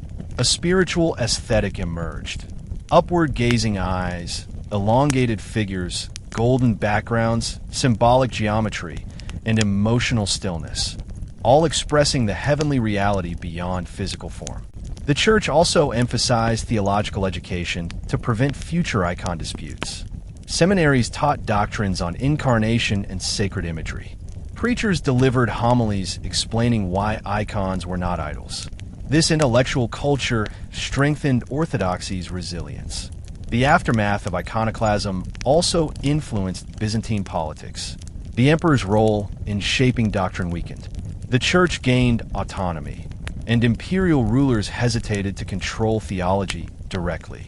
This shift altered the foundation of medieval Eastern Christian leadership and prevented future emperors from attempting radical doctrinal reform. Perhaps the most enduring impact was on collective memory. Even centuries later, Byzantine communities told stories of hidden icons found in walls, caves, and mountains. These legends developed into pilgrimage traditions, showing how cultural trauma becomes spiritual narrative. The suffering experienced during iconoclasm evolved into moral lessons about resisting tyranny and trusting divine truth. Although iconoclasm ended in 843, its echoes persisted. Later generations debated its meaning. Was it a necessary purification or a tragic mistake? Was Constantine V a visionary reformer or a brutal oppressor? Was Irene a saint or a ruthless political actor? These questions show the richness of Byzantine history. To understand why Byzantine Christianity eventually defeated iconoclasm, we must explore the theological reasoning that supported icon veneration. These arguments were not simple emotional justifications. They developed through centuries of scholarly reflection, scriptural interpretation, and philosophical debate. Icon defenders did not see images as optional devotional tools. They believed icons were essential to expressing God's presence in human history. Their arguments shaped the victory of orthodoxy and continue to influence Eastern Christian theology today. Central to the iconophile position was the doctrine of the Incarnation. Christian belief teaches that God became human through Jesus Christ. He did not remain an invisible spiritual force, but entered physical reality. Because God took on human flesh, iconophiles argued, it became possible to represent him visually. St. John of Damascus, one of the earliest and most influential defenders of icons, wrote that invisible God had made himself visible through Christ. Therefore, human-made images honored God's decision to reveal himself. For John, rejecting icons meant rejecting the Incarnation. His logic became foundational for Orthodox theology. If Christ was truly human, then his physical appearance mattered. Painting his face affirmed that he existed in history, not just theory. This argument also reflected a deeper philosophical worldview. Byzantine Christians saw matter, not as evil or corrupt, but as capable of bearing divine presence. Iconophiles frequently quoted Genesis, which states that creation is good and shaped by God. If matter is good, then religious images can communicate holiness. This idea sharply contrasted with iconoclast theology, which argued that God was too divine to be captured by material forms. Icon defenders responded, if God thought matter unworthy, he would not have created it, nor taken flesh. Another core belief supporting icons involved memory and teaching. Byzantine society included large populations that could not read, and icons served as visual scripture. They functioned like illustrated theology textbooks, scenes from Jesus' life, images of saints, depictions of miracles, and portrayals of biblical parables. John of Damascus insisted that icons help believers understand salvation history, not through superstition, but through education. Monastic teachers often guided worshipers by pointing at icons and explaining biblical narratives, creating a powerful learning environment. Icon defenders also used philosophical logic to counter claims of idolatry. They distinguished between veneration, proskynesis, and worship, latria. Worship belonged only to God, while veneration honored holy people or objects indirectly connected to God. This distinction allowed theologians to argue. When people kissed an icon, They were not worshiping wood or paint. They were honoring the holy person represented. They compared icons to imperial portraits. Subjects bowed to images of the emperor, not because they believed the paint was alive, but because the portrait symbolized the emperor's authority. If that practice was acceptable politically, iconophiles argued, why should religious imagery be condemned? Another theological layer involved the concept of divine presence. Many Byzantines believed that icons functioned as windows to heaven. They did not imagine divinity physically trapped within wood, but envisioned icons as spiritual portals. Just as prayer connected humans to God, icons provided focus and direction for meditation. Iconoclasts misunderstood this symbolic meaning, thinking iconophiles believed images contained magical power. In reality, Orthodox theology taught that icons participated in holiness because they depicted people transformed by God. Icon defenders also pointed to early Christian practice. Churches from the 3rd and 4th centuries contained religious art, catacomb paintings, mosaics, and frescoes. These images predated the iconoclast controversy by centuries. Iconoclasts claimed such art was decorative, not devotional, but archaeological evidence suggests otherwise. Many early Christians prayed before images and used religious symbols in worship. Iconophiles argued that iconoclasm rejected apostolic tradition and introduced new doctrine rather than preserving ancient faith. Thus, the theological foundations of icon veneration were not simple emotional attachments. They were rooted in scripture, philosophy, tradition, and intellectual sophistication. These arguments gave icon defenders the strength to endure torture, exile, and death, believing their struggle protected the very meaning of Christianity.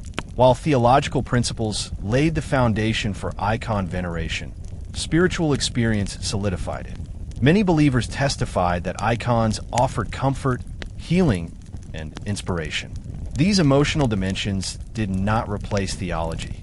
They complemented it, providing evidence that icons acted as living symbols of divine presence. Across the empire, stories circulated describing miracles associated with icons. Weeping images, healings, visions, and answered prayers. Although modern historians debate the literal truth of these accounts, their cultural significance cannot be ignored.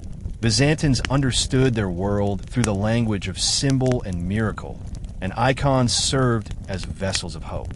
For monks and nuns, icons were centers of meditation. Monasteries used icons in vigil prayer, focusing attention on Christ's face to cultivate inner transformation. Mystical writers described icons as mirrors reflecting spiritual identity. They argued that just as paint captured physical likeness, prayer shaped the soul into Christ's likeness. Icons therefore became tools of sanctification, not merely devotional accessories. Monastic literature speaks of monks spending hours in silent contemplation before icons, believing that stillness allowed God to speak through imagery. This spiritual tradition deeply influenced Byzantine psychology. People carried small icons for protection, not as magical amulets, but as reminders of God's presence. Families placed icons above beds and dining tables, linking daily life to prayer. Byzantine children learned biblical stories by pointing to icons and hearing parents recount the lives of saints. Such practices made icons part of cultural memory. Removing them was not simply removing objects, it meant erasing ways of thinking. This explains why iconoclasm generated such fierce opposition. Icon defenders also emphasized emotional empathy. Icons of the crucifixion encouraged sorrow and gratitude, while icons of the resurrection inspired hope. Icons of saints reminded believers that holiness was possible for ordinary people, not just distant heroes. Women, especially, found icons empowering. Depictions of female saints showed that women had spiritual authority in Christian history. This aspect reveals why iconoclasm disproportionately affected women and why many female supporters risked their lives hiding icons. In liturgy, icons played a central role. During processions, Icon banners led the faithful through streets, symbolizing unity between the heavenly and earthly church. During the Eucharist, icons reminded believers that saints prayed with them. Removing icons disrupted worship patterns formed over centuries. Priests and monks insisted that iconoclasm weakened prayer by stripping churches of visual theology. Psychology also shaped reactions to iconoclasm. Human beings form emotional bonds with symbols, especially when symbols represent love, suffering, protection, and community. For many Byzantines, icons symbolize God's closeness. When emperors destroyed icons, people felt abandoned by heaven. Chroniclers describe emotional trauma, women weeping as soldiers tore images from walls, monks beaten for refusing to surrender icons, and families burying icons like sacred relatives. These accounts show that iconoclasm attacked not only theology, but identity. Conversely, iconoclasts believed emotional attachment proved danger. They argue that icons became idols because people loved them too deeply. They claimed icons replaced prayer with superstition. Yet icon defenders responded, "Love does not make idolatry, it makes faith alive." These spiritual and emotional dimensions help explain why iconoclasm ultimately failed. The human desire for visible connection to God could not be legislated away. When Empress Theodora restored icons in 843, people celebrated not only a theological victory, but emotional liberation. They felt the church had returned to its true soul. Thus, spiritual experience, cultural memory, family ritual, liturgical richness, and emotional identity created a deep foundation supporting icons, making their restoration inevitable once political forces weakened. The legacy of icon theology extends far beyond the 9th century. Its influence continues shaping modern Orthodox Christianity and even Western thought. A deeper intellectual legacy lies in the concept of sacramentality of matter, the belief that physical reality can reveal spiritual truth. This view supported doctrinal developments, such as the theology of relics, liturgical symbolism, and sacramental worship. Western Christianity, especially Catholicism, later built similar frameworks. The debate over symbols versus reality continues, shaping Christian thought even today. Icon theology also helped define Orthodoxy's identity against Islam and Judaism. While these religions reject human imagery, Orthodoxy embraced it as evidence of divine incarnation. Icons therefore became cultural markers that differentiated Eastern Christianity from neighboring traditions. During diplomacy and war, Byzantines used icons to assert uniqueness. Muslim rulers respected Christian icons as cultural treasures, even as they disagreed with their theology. Psychologically, icons anchor faith in material reality. Modern believers may struggle with abstract theology, but icons make the sacred visible. Christ touching the sick, Mary embracing Christ, saints dying for justice. These images remind humanity that holiness is lived, not imagined. Finally, icon theology influenced concepts of political power. Because emperors once controlled icon doctrine, the church later emphasized limits on imperial authority. The Orthodox tradition today warns that political leaders must not define religious truth. This separation between doctrinal authority and state power emerged directly from iconoclasm's abuses. Iconographers developed manuals describing exact painting sequences, how many layers of pigment to apply, when to add highlights, what prayers to recite during painting. This level of codified practice did not exist before iconoclasm. The movement forced artists to articulate spiritual methodology, turning iconography into a sacred science. The controversy also reshaped artistic patronage. Ordinary citizens commissioned icons as personal declarations of faith, believing that owning an icon showed loyalty to orthodoxy. Aristocrats funded enormous mosaic programs in city churches, turning art into political symbolism. Imperial families competed to restore more churches than their predecessors. weaving architectural patronage into dynastic identity. Iconoclasm also influenced literary art. Hymnography, poetry, and scriptural commentary all incorporated icon theology. Poets described icons as silent gospels, windows of eternity, and mirrors of incarnation. These literary metaphors redefined spiritual aesthetics. Finally, the legacy of iconoclasm shaped Orthodox identity for the next millennium. Icons became proof of resistance to imperial overreach. Their survival became testimony to divine truth. In Orthodox spirituality, icons are not museum images. They're living symbols shaped by suffering, restoration, and theological insight. The trauma of iconoclasm permanently carved humility and vigilance into Byzantine art. Painters believed their works served God, not personal fame. Iconography became a disciplined pathway to holiness, preserving the memory of past persecution while pointing toward eternal redemption. To understand the legacy of Byzantine iconoclasm, it is essential to explore how the controversy reshaped educational culture, philosophy, and intellectual identity across the empire. The second Sunday of Lent remains dedicated to the triumph of orthodoxy, showing how deeply icons define church memory. Each year, Orthodox Christians recite the Synodicon of Orthodoxy, an affirmation of icon theology and a rejection of iconoclasm. Through this ritual, Byzantium's struggle remains alive. To appreciate the full magnitude of Byzantine iconoclasm, it is necessary to examine how the controversy affected everyday life beyond the world of emperors and theologians. While much historical focus centers on imperial ideology and church politics, the social and economic consequences of iconoclasm were equally transformative. For more than a century, the empire's population lived under shifting religious laws, unpredictable leadership, and forced cultural change. These conditions shaped the psychology, identity, and social structure of Byzantine life, altering how people interacted with their faith, their government, and each other.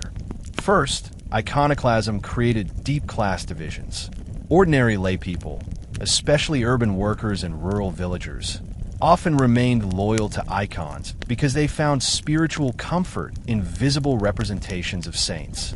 Their relationship with icons was intimate and emotional. They prayed to icons during childbirth, sickness, famine, and warfare. When imperial soldiers removed icons from local churches, these villagers felt personally attacked. Conversely, members of the bureaucratic and military elites, particularly those living in the eastern provinces, tended to support iconoclasm because they feared divine punishment for idolatry and associated icons with superstition. These cultural differences hardened into distrust. Second, the controversy dramatically affected gender roles. Women in Byzantium, particularly aristocratic women and nuns, were among the fiercest defenders of icons. Their communities created spiritual and intellectual networks built around devotional art. Iconoclasm threatened these networks, reducing women's religious authority. Many women had icons in their clothing, smuggled them between households, and raised children to respect icons secretly. Some women were beaten, imprisoned, or forced into exile for resisting iconoclast policies. Their courage reveals that iconoclasm was more than theological debate. It was also a struggle for cultural agency. Third, iconoclasm disrupted local economies connected to icon production. Icon workshops supported entire social ecosystems. Woodworkers built icon boards, merchants imported pigments, monks painted panels, jewelers crafted frames, and traders sold icons across the empire. When emperors banned icons, thousands of people lost livelihoods. Monastic estates that depended on icon sales to fund agriculture, hospitals, and charitable projects suffered financially. This economic strain forced many monasteries to use their land differently, reducing production of manuscripts and limiting charity work for the poor. Fourth, the controversy changed patterns of migration. Many monks fled to Italy, the Middle East, or the Balkans, carrying with them religious manuscripts, artistic knowledge, and philosophical ideas. This contributed to a cultural exchange that spread Byzantine iconography beyond imperial borders. At the same time, iconoclast officials relocated icon defenders to remote military zones to silence them. Population displacement weakened community cohesion and altered demographic landscapes. Fifth, iconoclasm affected literacy and education. Icons had served as visual textbooks, enabling illiterate Christians to understand Scripture. Removing them placed heavier demands on clergy, who now needed to preach longer sermons and teach theology without visual support. Some priests lacked proper training, leading to spiritual confusion among parishioners. This gap widened inequality. Wealthy families continued to access Christian learning through private tutors, while poorer communities lost their most accessible forms of education. Finally, iconoclasm shaped interpersonal relationships and social trust. Informal networks of surveillance emerged, where neighbors reported each other for displaying icons. Families divided over belief. Some children grew up in households that secretly venerated icons, while others were raised under strict iconoclast teaching. These conflicts produced long-term emotional scars, shaping generational identity for decades. In short, iconoclasm cannot be understood solely through theology and politics.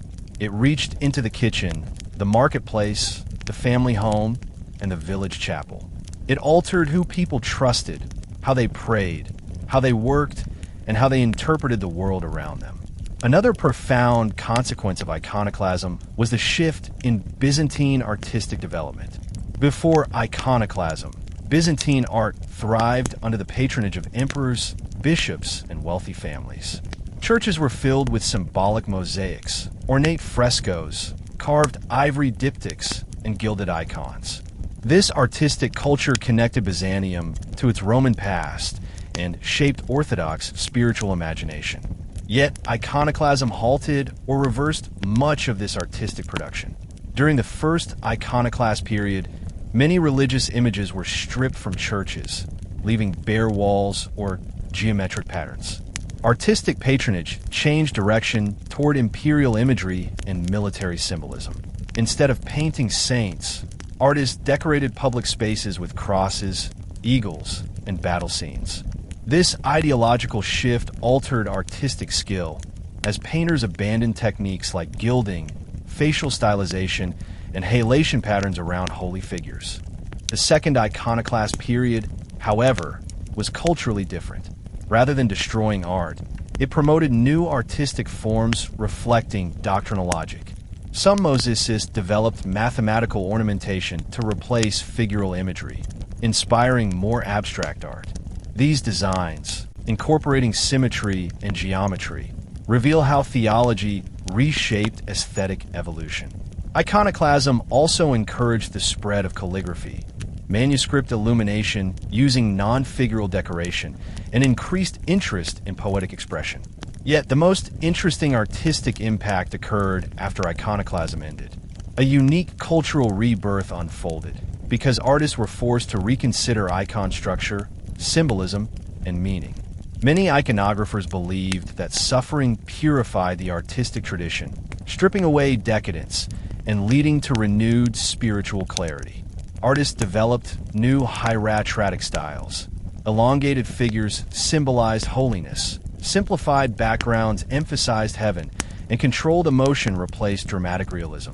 These decisions illustrate how historical trauma fueled artistic brilliance. Iconoclasm also shaped cultural transmission between East and West. When Byzantine iconography was banned, some monks and artists fled to Western Europe. Their ideas influenced Carolingian art in France and Germany, contributing to the medieval artistic awakening known as the Carolingian Renaissance. Through cultural displacement, Byzantine techniques like gold leaf application, manuscript shading, and basilica wall design spread across Europe. Ironically, iconoclasm helped export Byzantine visual culture globally. Inside Byzantium, the return of icons after 843 sparked a major artistic restoration program. Churches previously stripped bare were redecorated. New mosaics filled domes and apses, especially images of the Virgin Mary holding Christ. These mosaics symbolize the triumph of incarnation theology. The famous mosaic in the Hagia Sophia, once removed by iconoclasts, was restored under Michael III and his successors, becoming a visual proclamation of orthodoxy. The iconoclast controversy also changed how Byzantines understood memory. Restorations often included inscriptions referencing past persecutions. Churches preserved broken icon fragments as relics of suffering, displaying them as reminders of faith's endurance. Art became biography, recording the scars of history. Finally, iconoclasm shaped cultural attitudes toward artistic imitation. Icon painters developed strict stylistic rules, forbidding personal interpretation. Creativity became secondary to tradition. This preserved unity of imagery, ensuring icons from Russia to Greece shared recognizable forms. Without iconoclasm, Orthodox art might have diversified into many regional styles. Instead, trauma forged a universal aesthetic identity across Eastern Christianity. Thus, iconoclasm not only destroyed art, it indirectly strengthened and clarified the meaning of religious imagery, shaping a unified visual language that endures to this day. The economic effects of iconoclasm are equally important and often overlooked. The controversy reshaped land ownership, tax structures, and imperial finances. Before iconoclasm, monasteries owned significant agricultural estates, especially in Thrace and Asia Minor. These estates produced food, wine, textiles, animals, and manuscripts. They supported hospitals, orphanages, and centers of charity. When iconoclast emperors suppressed monasteries, the economy changed dramatically. Constantine V, for example, confiscated monastic property to repay military costs and expand state revenue. This weakened religious institutions, but temporarily strengthened imperial finances. New state-owned lands increased tax output, especially from grain production. However, this change damaged rural economies. Monasteries had managed estates efficiently, using surplus profits to fund local employment and infrastructure projects. When the state seized these estates, administrative corruption increased, famine risk grew, and rural communities lost social support. Iconoclasm also influenced urban economies. Icon workshops, jewelers, and pigment traders lost markets when religious commissions vanished. Pigments like ultramarine, cinnabar, and malachite were expensive imports. When icon production collapsed, trade networks across the Mediterranean shifted. Some merchants adapted by selling luxury goods to foreign markets. Others went bankrupt, especially small craftsmen dependent on church contracts. At the same time, iconoclasm opened new financial possibilities. Emperors redirected artistic labor towards secular construction. Fortification walls, bridges, palaces, and worship production. This shift stimulated industries like stone quarrying, steel forging, and naval engineering. In some regions, iconoclasm indirectly strengthened Byzantine defenses by reallocating resources to military development. The controversy also reshaped taxation. Iconophile monasteries, once exempt from heavy tax, were now forced to contribute economically. Constantine V imposed levies on monks to reduce state debt. These taxes funded military campaigns but caused resentment. Many monks resisted, arguing that their vows placed them outside worldly obligations. Their refusal led to imprisonment or exile, reducing intellectual productivity. Trade relations also shifted. Western Europe, especially Rome, condemned iconoclasm, leading to decreased trade with iconophile states that supported the papacy. Meanwhile, the Byzantine state strengthened trade with Islamic regions because iconoclasm made Byzantium appear less idolatrous to Muslim rulers. This diplomatic and economic realignment reveals how global iconoclasm truly was. Long-term economic recovery began only after icons were restored. Monasteries regained land, reviving agricultural systems. Pilgrimage sites reopened, attracting donations and boosting local economies. Icon markets flourished again, rebuilding artisan networks. However, the restoration also required expensive reconstruction. Churches needed new mosaics, monasteries needed renovation, and damaged libraries required rewriting of texts. Although restoration sparked cultural revival, financial costs were enormous. Economically, iconoclasm teaches that religious policy shapes more than faith. It influences land use, trade systems, artistic industries, military spending, and class structures. For Byzantium, the economic disruptions of iconoclasm lingered long after theological debates ended. The empire emerged richer in cultural identity, but poorer in material stability. One of the most destructive, intriguing, and transformative aspects of Byzantine iconoclasm was the internal conflict it caused within the church hierarchy. The Byzantine church was not a passive spectator in the controversy.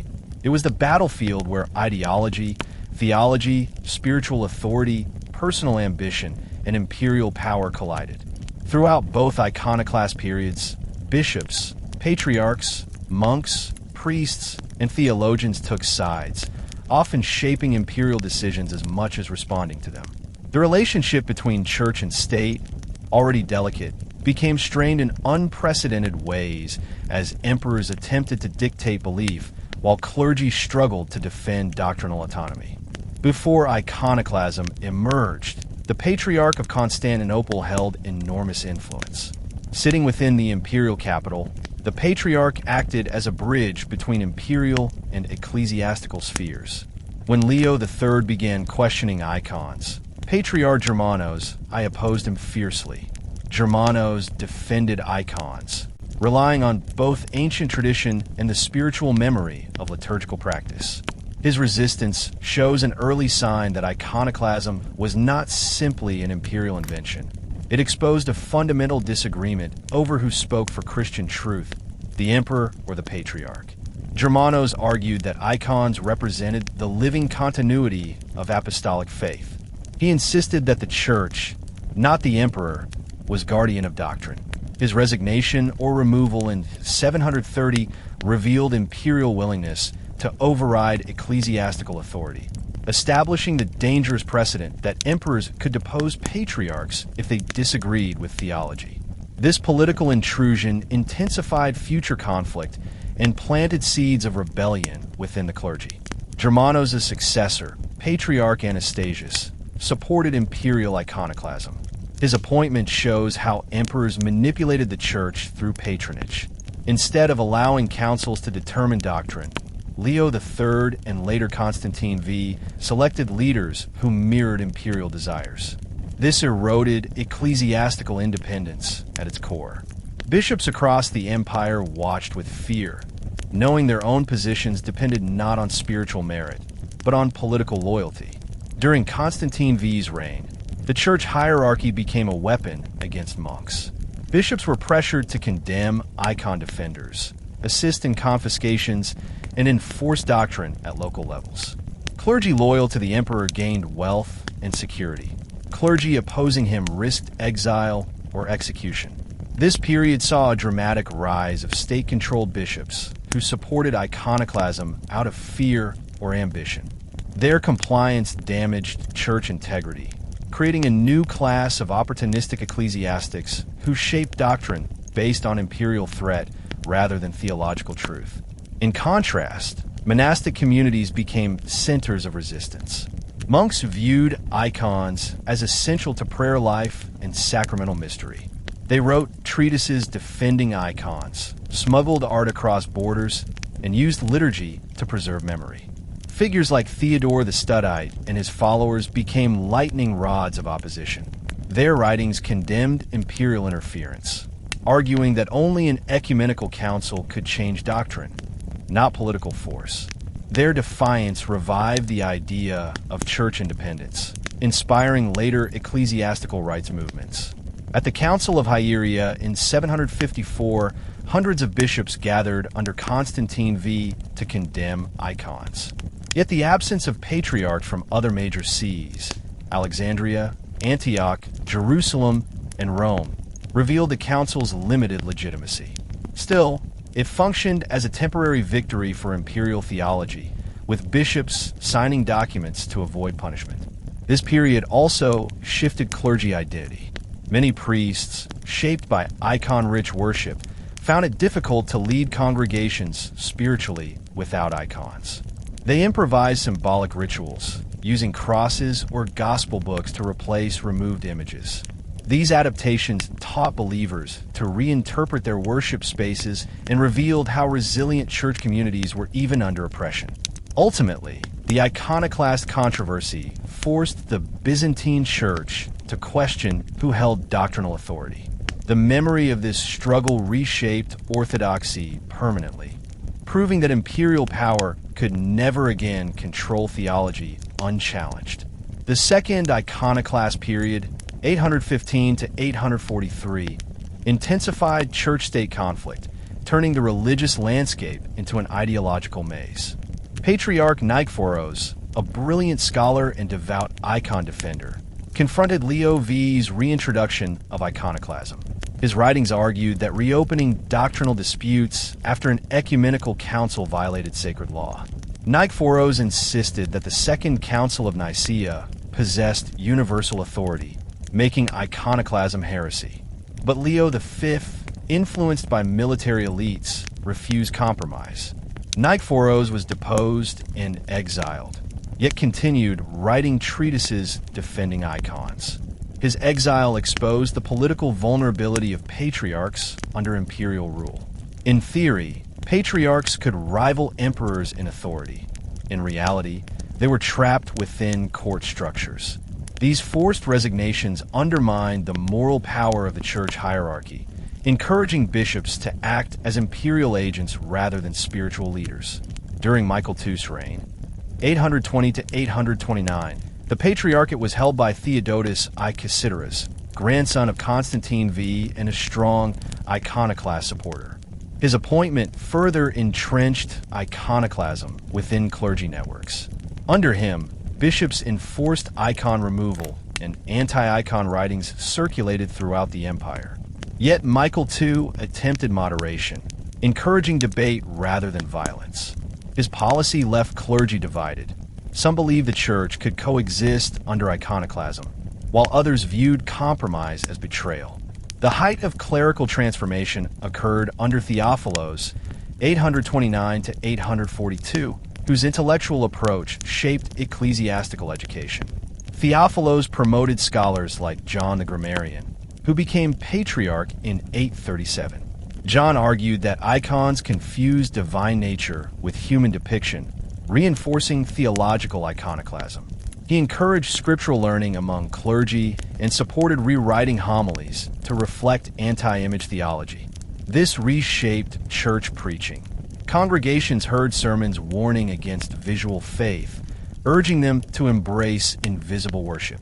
Iconoclasm was not only a religious and political battle, it was a battle of ideas. Education was the engine of Byzantine civilization, sustaining elite training, theological literacy, legal culture, administrative competence, and monastic memory. When iconoclasm emerged, education became a front line of ideological struggle. Schools, libraries, universities, scriptoria, and private tutors were thrust into doctrinal war, each forced to choose between imperial instruction and ecclesiastical tradition. Before iconoclasm, Byzantine educational culture drew deeply from classical Greek heritage. Homer, Plato, rhetoric, geometry, astronomy, and grammar formed the curriculum for elites. Literacy functioned as social currency. Educated bureaucrats filled imperial offices, while scholars advised emperors and bishops.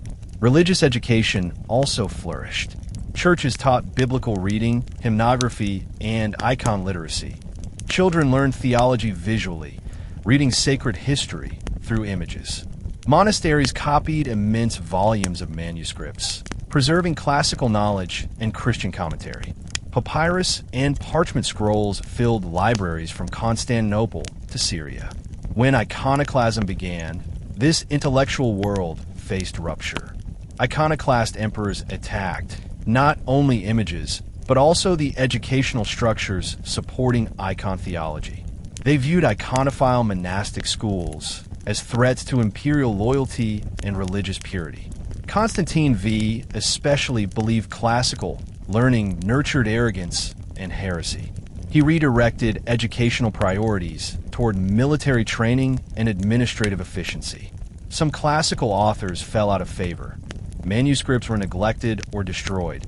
Funding shifted away from scholarly pursuits. Monks who taught icon theology secretly were imprisoned, exiled, or silenced. Meanwhile, iconoclast rulers used education for ideological shaping. Scriptoria, centers for manuscript production, received orders to copy anti-icon texts. The second period also intensified monastic persecution. Theophilos especially targeted monasteries in Bithynia and Constantinople, accusing monks of causing superstition. Monastic resistance was fierce. Some monks publicly displayed icons, knowing exile or execution awaited them. Their defiance created new spiritual heroes whose memory strengthened icon tradition after Restoration. During this era, internal church debates evolved into personal rivalries. Clergy sometimes used iconoclasm to eliminate opponents. Ambitious priests accused rivals of icon veneration to secure promotions or estates.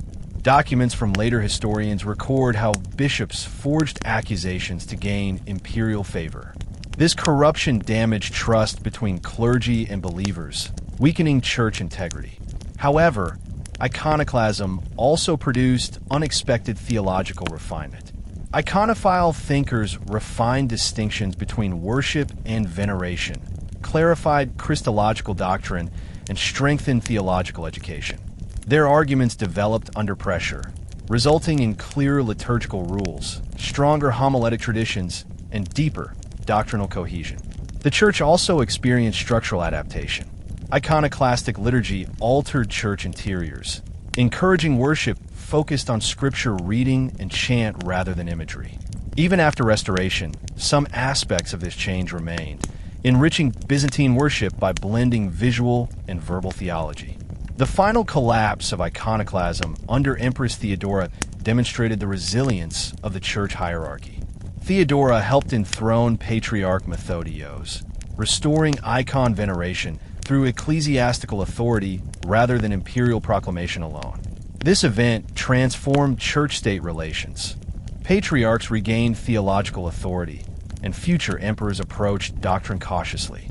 In summary, the Second Iconoclast era revealed the complex dance between theology and power. Clergy became warriors of belief, shaping imperial history while also suffering under its weight.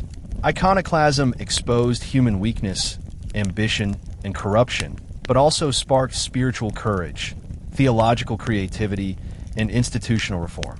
Beyond structural hierarchy, iconoclasm deeply affected clerical psychology, pastoral care, and ecclesiastical identity. Before iconoclasm, icons were integral to priestly ministry. Priests used them to teach doctrine, to guide meditation, and to bless individuals. Removing icons forced clergy to redefine their pastoral roles. Many priests experienced emotional and spiritual conflict. They were expected to preach against practices they once embraced. Others felt relieved, believing iconoclasm purified worship. This diversity produced fragmentation within the priesthood, shaping future Orthodox attitudes toward pastoral autonomy. At the parish level, clergy acted as translators between imperial policy and community belief. When emperors ordered icons removed, priests interpreted commands for their congregations. Some obeyed imperial law publicly while secretly allowing icon prayer in private homes. Others condemned icons with passion, believing they defended biblical truth. Priests became community symbols, embodying either orthodoxy or heresy, depending on their stance. Iconoclasm also shifted clergy education. Anti-icon emperors encouraged theological learning that prioritized logic and scripture. Iconophiles, meanwhile, developed their own scholarly networks, producing commentaries defending imagery. This competition created one of the richest theological eras in Byzantine history. The volume of surviving treatises, letters, sermons, and debates reflects how deeply the Church engaged with philosophical thought during crisis. Monastic resistance deserves special attention. Monasteries held moral authority because monks embraced poverty, chastity, and devotion. Their vocal defense of icons challenged imperial ideology and exposed tension between church spirituality and state ambition. Theodore the Studite, abbot of the Staudios Monastery, wrote letters insisting that church truth transcended government dictates. His writings argued that spiritual authority came from God, not emperors, shaping later Orthodox thinking about church independence. Many monks became martyrs. Sources describe monks being flogged, having their beards burned, or being drowned for protecting icons. Whether exaggerated or literal, these stories became part of Byzantine collective memory, strengthening monastic prestige. After Restoration, monks were honored as defenders of orthodoxy, increasing their influence within church life. Iconoclasm also shaped gender roles within clergy life. Nuns became key transmitters of icon memory, preserving artistic techniques and spiritual writings. Female monasteries acted as safe houses for hidden icons. Their participation challenged assumptions about male-only theological authority, revealing the multidimensional nature of icon devotion. Finally, iconoclasm reshaped ecclesiastical politics beyond Byzantium. Rome condemned Byzantine icon policy, widening cultural separation between Eastern and Western Christianity. The papacy viewed the Byzantine Church as doctrinally unstable during iconoclasm, contributing to future misunderstandings that helped set the stage for the Great Schism. To understand Byzantine iconoclasm fully, it is important to analyze how international pressures influenced the movement. Iconoclasm did not emerge within a sealed cultural container. Instead, it developed in a world where Byzantium stood at the center of competing civilizations. The rising Islamic Caliphate to the east and south, the Latin Christian powers and papacy to the west, and Slavic and Bulgar kingdoms to the north. These external forces shaped imperial anxiety, theological identity, and diplomatic decisions. In many ways, iconoclasm was a response to Byzantium's struggle to survive within a hostile global environment. Let's begin with Islam. The most obvious international influence on iconoclasm came from Islamic condemnation of religious imagery. Muslim theology prohibited figurative depictions of God and the prophets. In the early 8th century, Islamic culture was expanding rapidly and with stunning success. Arab armies conquered regions including Syria, Palestine, Egypt, Mesopotamia, and North Africa, territories that had been Byzantine Christian for centuries. These defeats shattered the empire psychologically. When the caliphs pointed to Christian icons as evidence of idolatry, Byzantine leaders took the criticism seriously. Leo III and Constantine V were especially exposed to Islamic ideology. Leo ruled during the Great Siege of Constantinople, 717 to 718, when Muslim armies nearly captured the capital. Many soldiers under his command were stationed in frontier regions bordering Islamic territory. These men lived alongside Muslim communities that strictly rejected images. Their thinking influenced imperial culture. If Muslim armies, who forbade images, were winning wars and expanding territory, it was easy to assume that God favored icon rejection. This reasoning was not the product of theological precision, but rather psychological fear. Arab literature of the period mocked Byzantine icons as pagan symbols. Some Muslim writers argued that Christians worshiped paint and wood, treating images like idols of the pre-Islamic era. These criticisms penetrated Byzantine consciousness, making icon defenders appear stubborn and outdated. Even if Islam did not cause iconoclasm, it influenced how Byzantine rulers justified their decisions. By banning icons, emperors believed they were aligning with divine will and correcting theological corruption. However, Islamic influence produced more than theological imitation. It also shaped how Byzantines defined their identity. Icon supporters later argued that accepting Islamic criticism undermined Christianity itself. They claimed that emperors had abandoned Christian teaching to imitate foreign culture, proving iconoclasm was not an internal spiritual reform, but external pressure. Their writings framed iconoclasm as betrayal of heritage. At the same time, diplomatic realities demanded negotiation. Byzantium engaged in treaty-making with Islamic rulers, prisoner exchanges, and trade agreements. When iconoclasm intensified, Muslim leaders watched the turmoil with satisfaction. Byzantium's internal conflict weakened its military structure and encouraged frontier attacks. Famous Arab raids into Anatolia during the 9th century benefited from Byzantine division. On the Western Front, the papacy responded with outrage. The Bishop of Rome supported icons passionately, and the destruction of sacred images horrified Latin Christians. Pope Gregory II condemned Leo III, declaring the emperor guilty of heresy. Relations between Rome and Constantinople deteriorated rapidly. Leo III retaliated by transferring the ecclesiastical jurisdiction of Italy and Illyricum from Rome to Constantinople. This administrative decision crippled Roman influence and strengthened the Eastern Patriarchate. The papacy saw iconoclasm as proof that Byzantine rulers overstepped spiritual authority. Latin theologians believed only church councils could define doctrine, not emperors. The conflict damaged trust between East and West, laying bricks on the road to the 1054 schism. Iconoclasm became a symbol of divergence between the two halves of Christendom.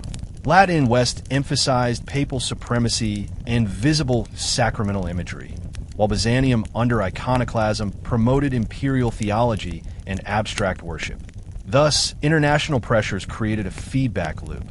Islam influenced military psychology. The papacy condemned Byzantine theology. Western kingdoms judged the empire unstable, and Byzantine emperors used these reactions to justify either advancing or abandoning iconoclasm.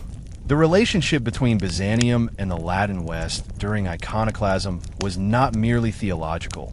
It was political, cultural, and economic. As the controversy unfolded, Rome sought to assert doctrinal control and independence from the Eastern Empire. Pope Gregory III called a synod in 731 condemning iconoclasm. This synod criticized Byzantine imperial interference and defined icons as essential to Christian faith. Rome's position reflected distrust toward the Byzantine emperor and resentment of Constantinople's influence over Western territories. The popes feared the empire intended to control Italy. Iconoclasm gave them an ideological excuse to break away. Their response led to far-reaching consequences: the growth of the papal states. When Byzantium confiscated church lands in Sicily and southern Italy, the papacy turned to the Frankish kingdom for protection. Pope Zacharias and later Paul I sought military alliance with the Franks, culminating in the coronation of Charlemagne as Holy Roman Emperor in 800. This event destroyed the idea that only Byzantine emperors could rule the Roman world. Without iconoclasm weakening Byzantine prestige, the papacy might not have dared such political revolt. These improvements laid the foundation for future victories. Yet, because he was an iconoclast, these reforms were remembered negatively in theological memory. The Bulgarian frontier warfare demonstrated how theology influenced military planning. Constantine V launched 9 campaigns against Bulgaria, many successful. His victories convinced soldiers that iconoclasm attracted divine favor. Yet after his death, military losses reversed belief. Later defeats transformed earlier victories into forgotten history. This selective memory reveals how military success was interpreted through theological convenience. Strategic geography also interacted with iconoclasm. Frontier regions with strong icon devotion resisted imperial icon policy more intensely than urban Constantinople. Frontier soldiers depended heavily on saint icons for psychological protection. Because these troops faced daily danger, they trusted icons deeply. Their resistance weakened imperial cohesion. In naval culture, icons once decorated ship prows. Removing them changed maritime psychology. Sailors believed saints calmed storms. Their removal increased fear, even though the Navy continued functioning. Maritime superstition clashed with doctrine. Another strategic consequence was manpower distribution. Soldiers receiving confiscated monastic land were expected to farm and fight. But dual responsibility weakened troop discipline. Many became farmers first. This reduced military readiness. Monastic estates previously managed for long-term stability became short-term exploitation zones. After iconoclasm ended, emperors faced military restructuring challenges. Iconoclast rulers had relied too heavily on elite troops in Constantinople. Post-843 emperors reinvested in provincial armies and thematic troops to prevent court militarization. Importantly, iconoclasm damaged the empire's propaganda advantage. Before the controversy, Byzantium claimed to be the only true Christian empire.